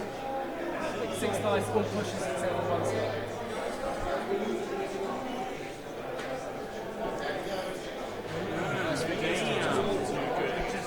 It really isn't. Really. Throwers is what you should be aiming at. We could butcher the goblin, but I think the goblin's on at the moment. No, he's chilling. He's chilling in reserve.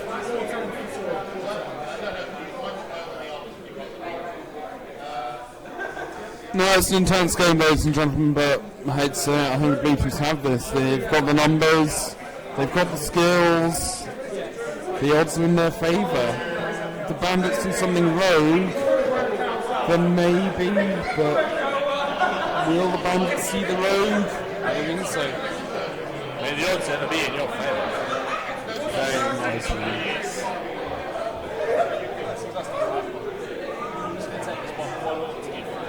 That is true. You know what? A double skull here or there, those are big dice. Big dice.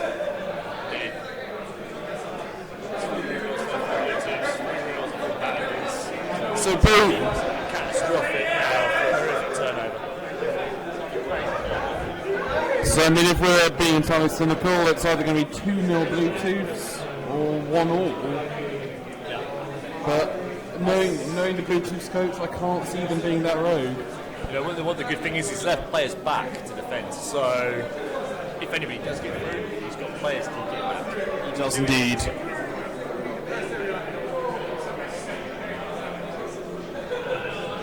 The other side of the draw, your draw, the slam. If you can get beat. On paper, I have a better team, but Jerome is always a hard player. He's a roguish player, and it's a reassuring to play him. Because both Jerome and I like to play hard and fast. And he's got tough inducements against me. He's got nearly 250k, so that's or Silly Billy. So we can see a lot with that.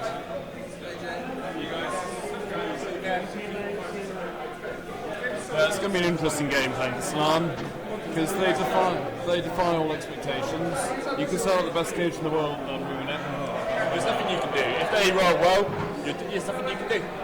A couple of decent leaps into good positions, a couple of 2 dice up hills, you go in their favour, and that's the game over. You know, and it's dice rolls for them. And if it all goes wrong, you'll beat the 4-0. True that.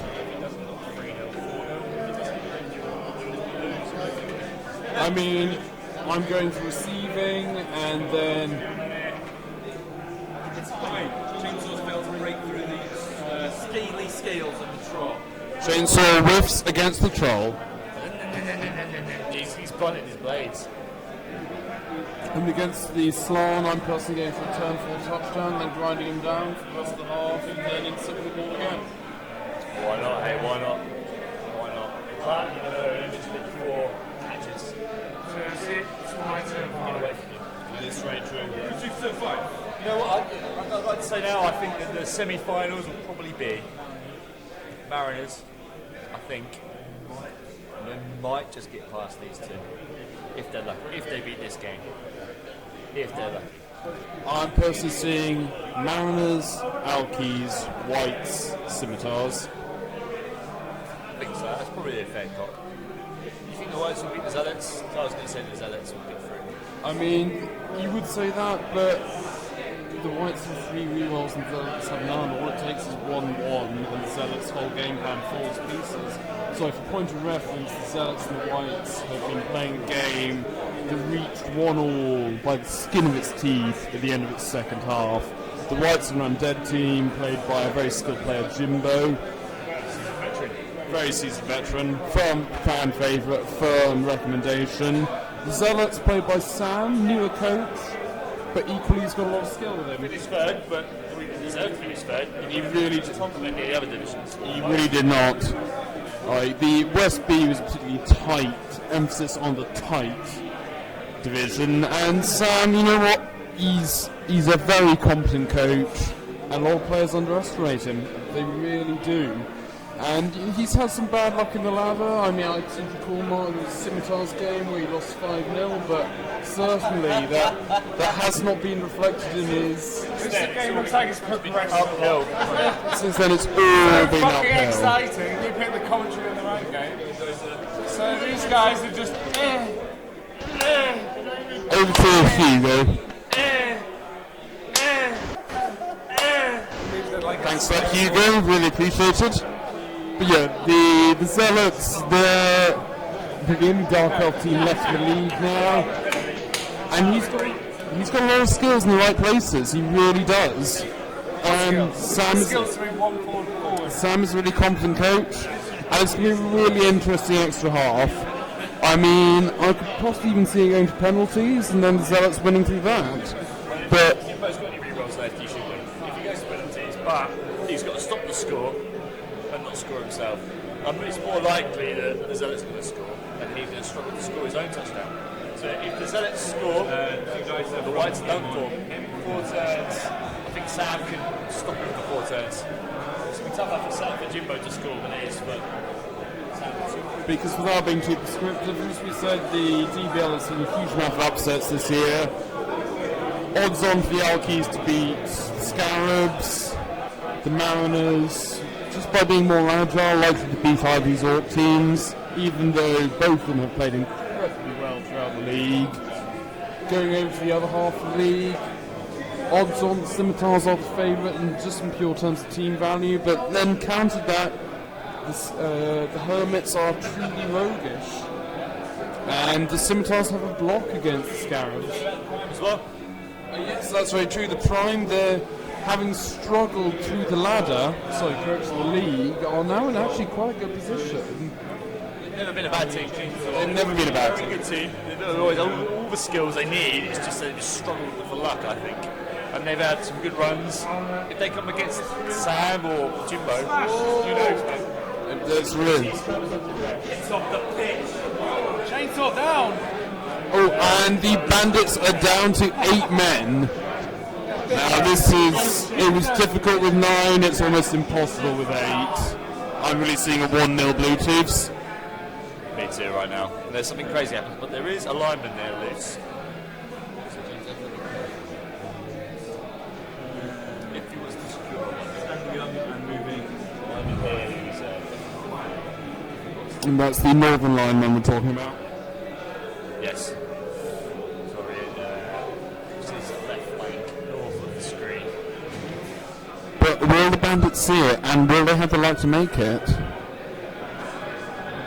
Because that preemptive defence is fairly fragile.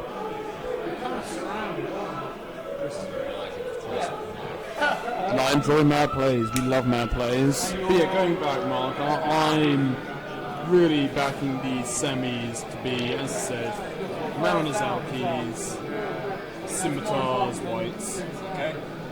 And you know what? Going into the final, I'd probably say Whites, Mariners. I think Mariners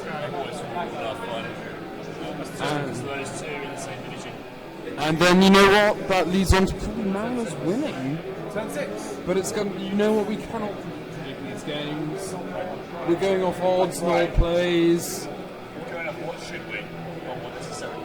And you know what? It's been a real pleasure for this year that what has meant to win has not. It was a shame last year that only won as a sort of I think particularly that my favourite upset this year was Hermits, Into Your Man. The Into Your Man was literally the foremost team in the DBL. They were going in with a team value of 1,600 versus 1,100. Team value, Dark Elf team, or just the team in general? They had 2 strength 4 players, an AG5 player, and a bunch of other upgrades. Jerome reduced them to 1 player on the 16th turn. It was mental. It was utterly mental. Incredible game. Like, such gamesmanship from Jerome. You just can't make it up. Like, he saw the plays, he found them, he outmaneuvered them, he played perfectly. Coaching, Tom. He's earned his place, and he's in the quarterfinals. He's against you. You know, I think one of the other things about the DBLs, we're going into the quarterfinals, and of the quarterfinals, there are 8 teams. 2 of them are tier 3 teams. I think, in fact, there's only 2 tier 1 teams left. The thrower, in terms of how they've levelled up, maybe not, but I don't think the Alkies are a tier 3 team. Not anymore. The skills that they have. Yeah, the Alkies are doing really well. I mean, if they had a terrible league season where they were now, it would be amazing. But really, nobody's died, nobody's been injured. I will say the Alkies have been very lucky to lose no players properly, no vampires. They've been neutered in a couple of games, but equally they bounce back stronger. So we're seeing a really bold play from the Bandits now. This could be a real game decider. Will Chris go for it? He's thinking about it. He's rolled a cigarette already. He's going for it. He's going for it. This is exciting. He's got the re-rolls.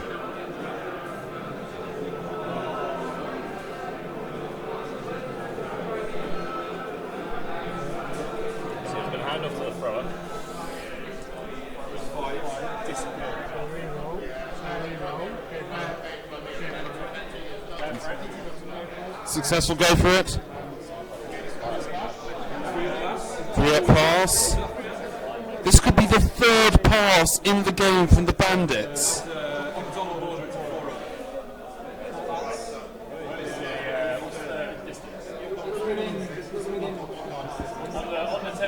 We're just taking up the template rolls.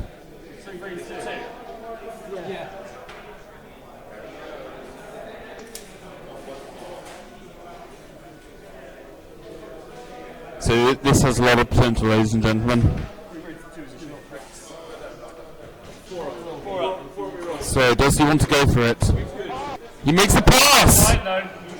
Does he catch it?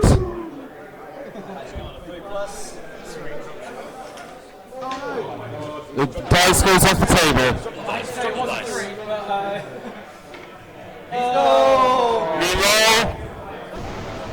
Oh, he whiffs it. That is tragic.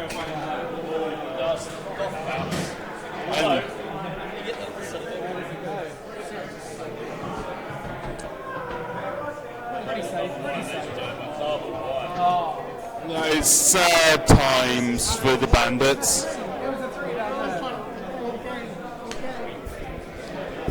So, gentlemen, that's a terrifying turnover. Ball loose. Bandits had a chance there. They had an absolute chance there. Dump off, ran the ball around. The catch failed them. So the Bluetooths need to secure the ball here. So they can't mess around. They've already put a Black Orc and a Line Orc next to the ball carrier. Ball carrier next to the ball and next to the Line Orc. He failed the catch, which is not what he's used to. So will they blitz? Will they blitz the ball carrier? The Bandits now all spread out. If the Bluetooths can get hold of this ball, no hope. No hope to get it back. So much has happened in this game. We've had a lot happen there. Oh, come on, the ball was moved from here to oh, has it? I mean, Steve Hughes, so the ball was thrown, the ball was failed to catch. So the that's a shock. Failed it. Yeah, that's a shock. I mean, expect it, right? I mean, I've seen a lot of movement in this Orcs game. I believe they've made 1 or 2 squares forward and backwards. This is the dynamic Blood Bowl we like to see on a Monday night. Absolute pleasure. Absolute pleasure. I mean, the skills on show, I'd like to call this classical DBL. This is looking back to the DBL games of the 60s or the 70s, when pitches were maybe a bit thicker, and it was back to the old school values, and that's what we like around here. Everything was in sepia. Everything was sepia. I mean, Brexit. That's what I like. Big Brexit. Everything was better in the 70s. Let's all go fiddle kids like Jimmy Savage. Thank you for my I'm Dan. I'm Ratas. So the Bluetooths are positioning their players here. The blitz has not come in yet, though. I tell you, that's a real tragedy for the Bandits, because that could have really opened the game up. Yeah, that could have been a touchdown. I don't know how they would have secured the ball, mind you, but they didn't need to. Those were all the wrong positions. Well, now they're back, so it would have been tough. Do you not have any of these? We've got these, surely, yeah. We do, but yep. Well, there we go. Mark gave them to me and I was like, we gave them to Mel and Mel were really badly, so I decided they were cursed. I'd say, but I decided the same with the Peaks game. I rolled the second half, and that's when I kind of lost out. Yeah. I haven't got to them play against them. Not because I like playing against them. It's going to be really difficult for Bandits to score now. It's gone to. They needed that. They got that. Who knows? Yeah. If they got that catch. Let's not rule them out, but it's going to be damn difficult. You can't rule anybody out, but he's going to have to do something crazy here. I think James needs to secure that flank, and if he can get the ball and score again, great. But I don't think he needs to. I think we're seeing 1-0 Blue Chiefs. Yeah, I think so too. It's supposed to be turn 15 for the Bandits. They need to do something bonkers here. They don't have any players in the right places. You know what? They do. They really do. That Black Orc in the centre. That sounds mad to say. It's true. I'd go one of the blitzers here. And try and knock a hole here, and then one of the blitzers could be able to run around. So the line of Bluetooths in the middle, next to the Blood Bowl logo in the centre, who's sort of fronting up to one of the Black Orcs. I'll probably knock that hole and then potentially run round, but it's a hell again. Bluetooths have already popped a blitzer there. Potentially you could blitz through on this left flank, but there's only one lineman. You could blitz through here, just above the Bluetooths on the scoreboard. You can blitz through here and run a blitzer through. But he's got to do something mental, try a long pass. Will the bandits see it? They didn't see it last time when it was safer. I've seen it before. Long bombs, long passes, so it's got to happen here. Through that. I think that might be the end of the turn. Turn 15, bandits. Shit. Getting to the meat and potatoes. Can the bandits equalise? You always got to believe. You got to believe. It's hard, but not impossible. I'm liking you. It's dice. It's dice. All dice now. It's a dice-based game, Mark, so it's always all dice, but... You're right there, Mr. Leopard. You're right there, but hard dice. I only called it dice when it's hard dice. It is hard dice here. Hard dice. The bandits are thinking intensely. We're going to have a brief intermission from Hugo now. Okay. Hugo! Thoughts? I don't like being called Hugo. Firstly, my name's not Hugo. I really don't like being called it because every Hugo you've probably ever met is an absolute dickhead. That's a valid point. That's not my name. So Hugo, back to it. Thank you for calling me by my correct name. Call him Alexis. Alexis? I like it. Oh, okay. He looks like Bloody Alexis. Westerner. Yeah, no, he's a sexy man. Yes, he is. I feel this has been an unfortunate day for the West. I feel there's been some type of conspiracy against us. I feel that maybe some type of inquest might be in order. You know what? I have heard that jet fuel can't melt steel beams, so backing the conspiracy theory against the West. Is that right? And who saw him taking those bags up to the tower in Las Vegas? Did Mark? No. But he probably fucking helped. Exactly, because 9/11 was a false flag against the West. Exactly. All I can say is, at least the neo-Nazis had a permit to be protesting that day. The alt-right did not. I don't know what we're getting into right now. For point of reference, Hugo's referring out the same protest group, but that's Hugo. I feel the game tonight, as an Orc versus Orc game, has been very dull. I feel that they've not moved very far. I feel they could have achieved the same things by just staying at home and gently touching themselves, but without a conclusion. This is what I like to call a bit of foreplay, but no cover. And Hugo's well versed with his misses of not coming. of not reaching any conclusion. We'll pass over to James briefly. Can I just say, compared to the good wholesome commentary of last week, this is utter filth and it should be censored.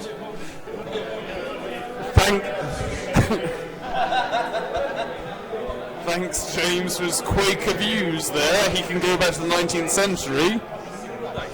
We may be in trouble, or you may be removed from YouTube, and we're sorry. I'm not. It's highly likely. I'm not even joking. It was worth it. So worth it. Okay, so... To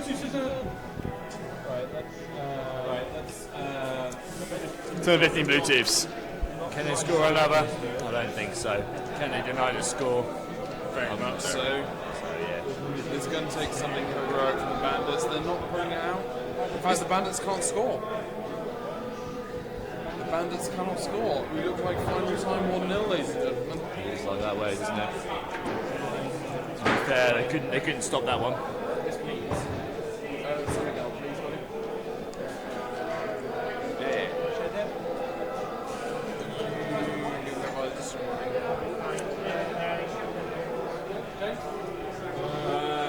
I'm okay, thanks.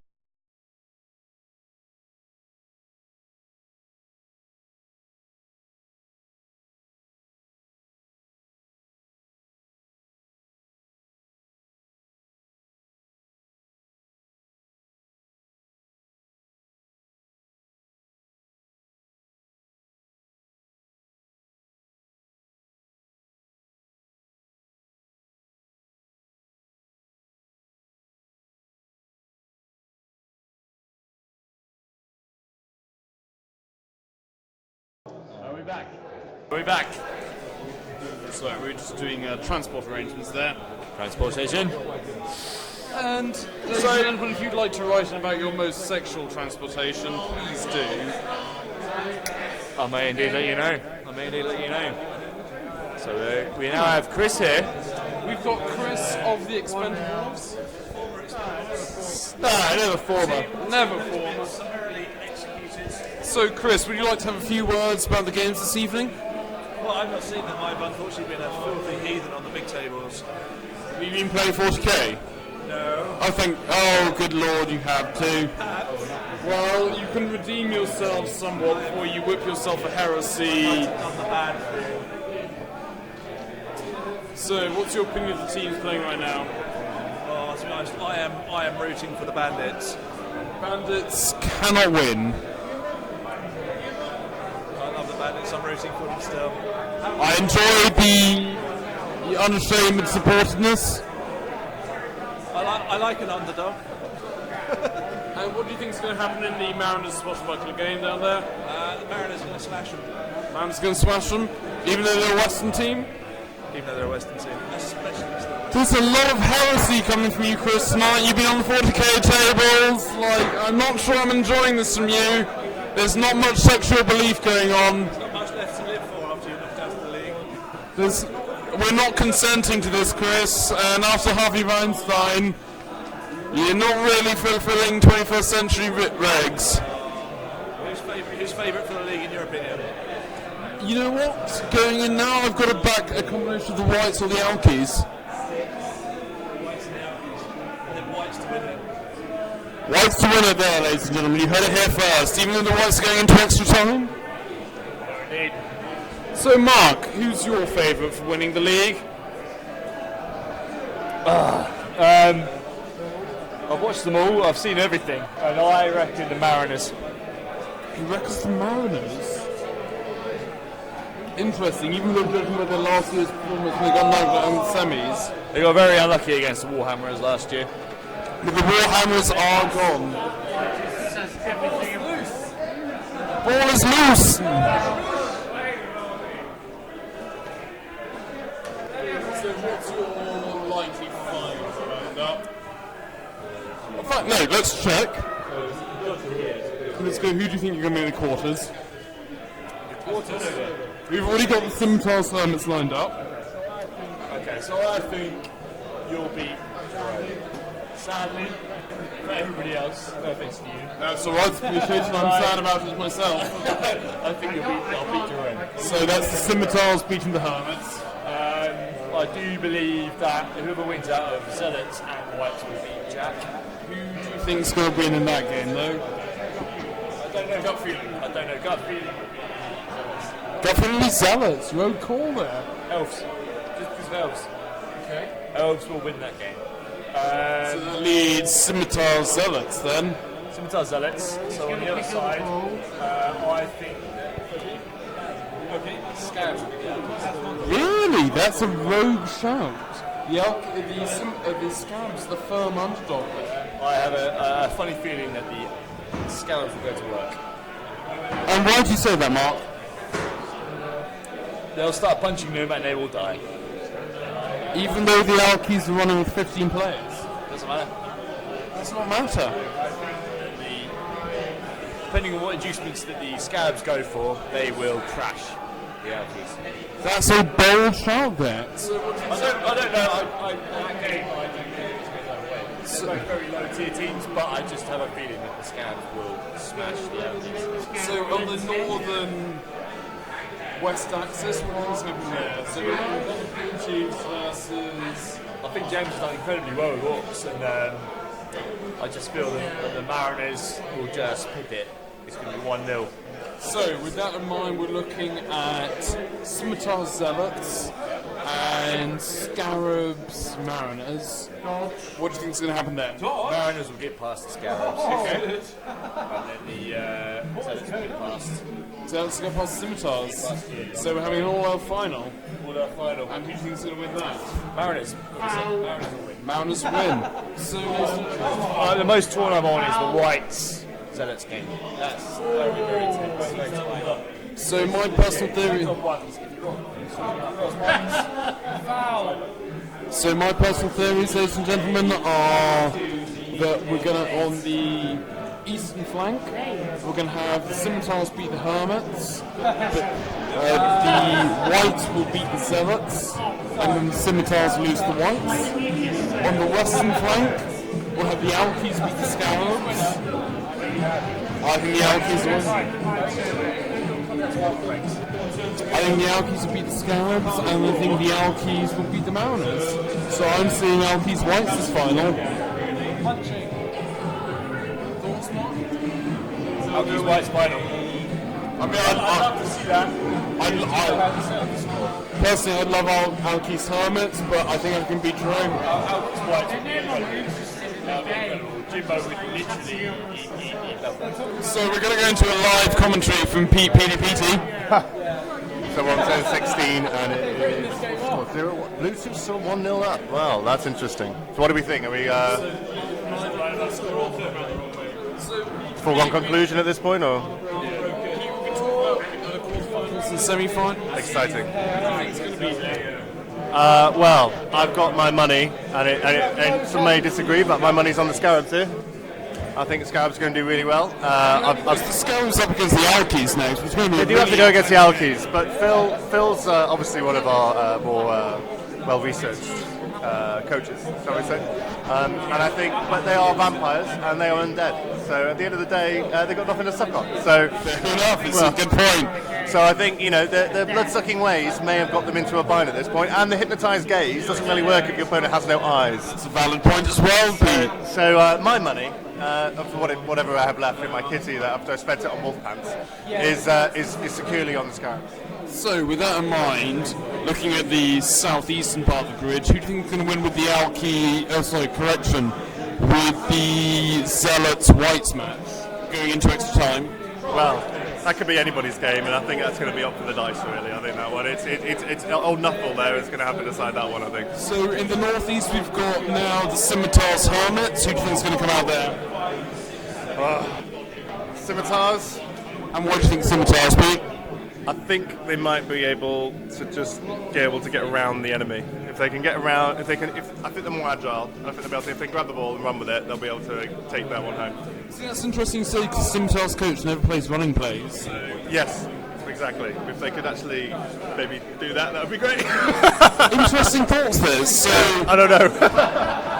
All I can say is that I like the bashy teams, and I respect my friend Tom here in the Scarabs because he played a good, strong bashy match against me. He's played a good bashy match against old Hugh there, and that's how I'd like to play my Blood Bowl. That's what I like to see. And so we're likely going in Mariners Bluetooth. Mariners Bluetooth. I'm going to put my money on Bluetooth. Bluetooth's interesting. Yeah. Why? I think they were 1-0 up here. They caused a lot of casualties in this game. I think so. There's a big pile of knockouts, not many casualties. So yeah, but they are Orcs. I think he's managed perhaps to understand the way the Mariners play enough over the last few games, and I'm hoping he'll be able to make some key knockouts and damage the key players and be able to break through from that. It all depends. I think it's going to be very dependent on who gets to kick off, who gets to receive, and how those first few tackles go. So you've hinted at Zealots beating Whites just by the dice terms. How do you think they're going to fare against the Prime? Say again? How do you think they're going to fare against the Prime? I couldn't possibly comment on the Prime. So back into the game. We'll go back to Peter shortly. Final time, 1-0 Bluetooths.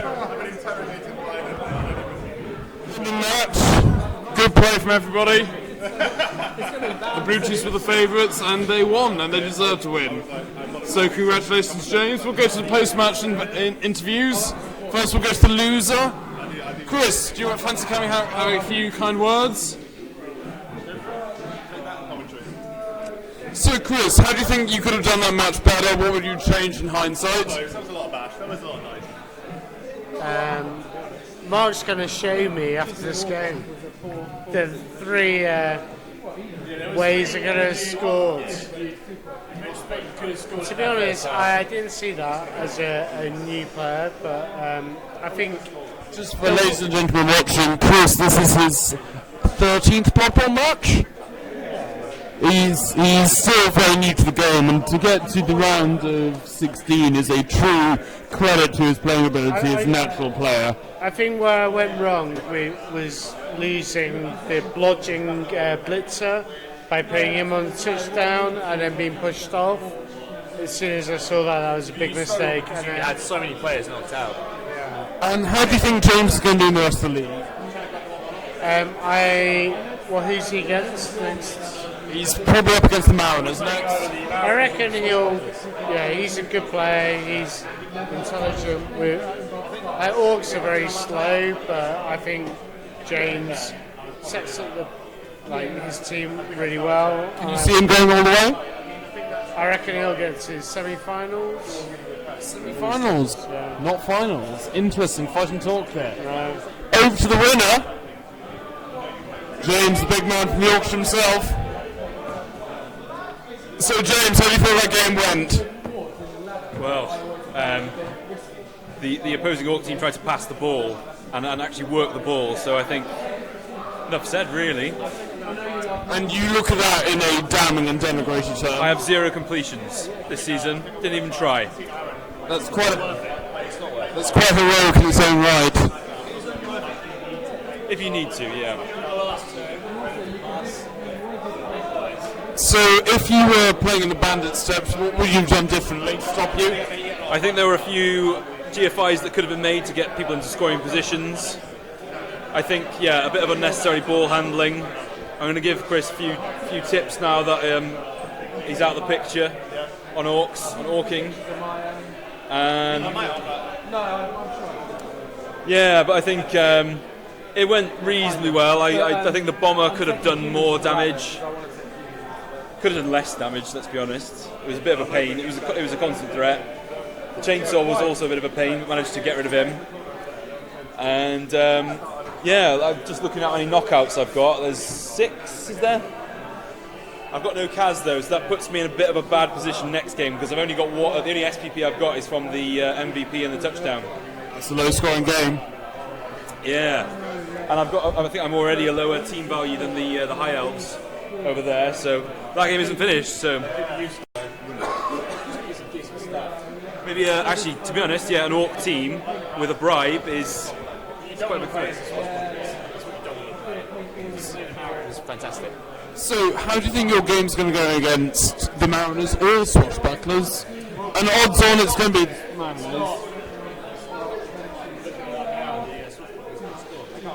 Odds on it's going to be the Mariners. How do you think it would go against the Mariners? And then how do you think it will go against the Swashbucklers?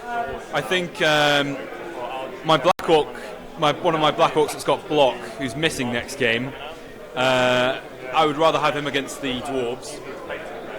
So I don't know, I think missing him against the High Elves is going to be less impact, so I think I'd probably rather face the High Elves at this stage. I've still got my Mighty Blow, still got a bit of guard. I'm probably going to get 2 levels up from this game, despite the low SPP. We'll see what the levels up are like. I think I've got a Blitzer that's going to level up, and we've got possibly another player that's going to level up, so we'll see what they're like. Thanks for that, James. Really appreciated. Looking forward to seeing you in the next game. Over to you, Mark, with your final thoughts in the game. This is the game.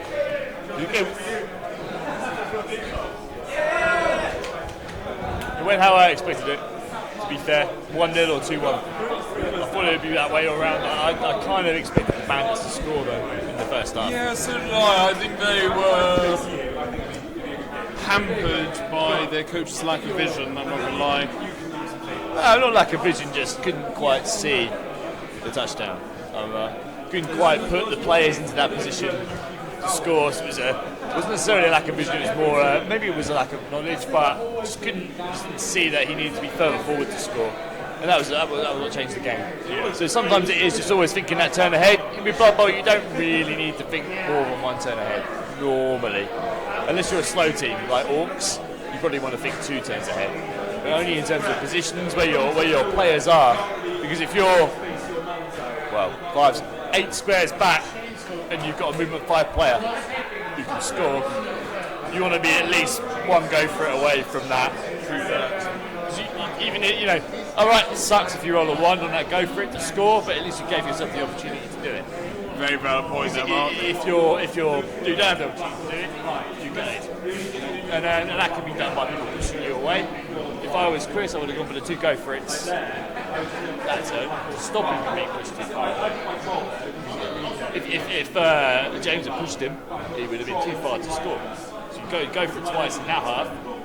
He has to go for it twice again to score on his last turn. But yeah, it was tough. It was and the Orc game's always going to be very intense. Highly favourable, the Blue Teams being much more highly advanced than the Bandits. Won that game through just skills, just smashing, and they had a few really important knockouts early on, and they never came back. 2 crucial blitzers, the 2 blitzers, Mighty Blow and Tackle, and then the movement 7 Dodger, gone. Yeah, that from really, that turn 4. really helped the Bandits. Yeah. And they never came back from that. So you, Mark, I entirely agree. I can't. The game itself, it was very well balanced, and the Bandits missed a couple of sort of Hail Mary moments, but you can't rely on those. You can't rely on them, but you've got to set yourself up for them, because you never know. Because you don't have to go for it. You just, especially in that situation with an Orc team, you can still do it. It's legitimately free. Yeah.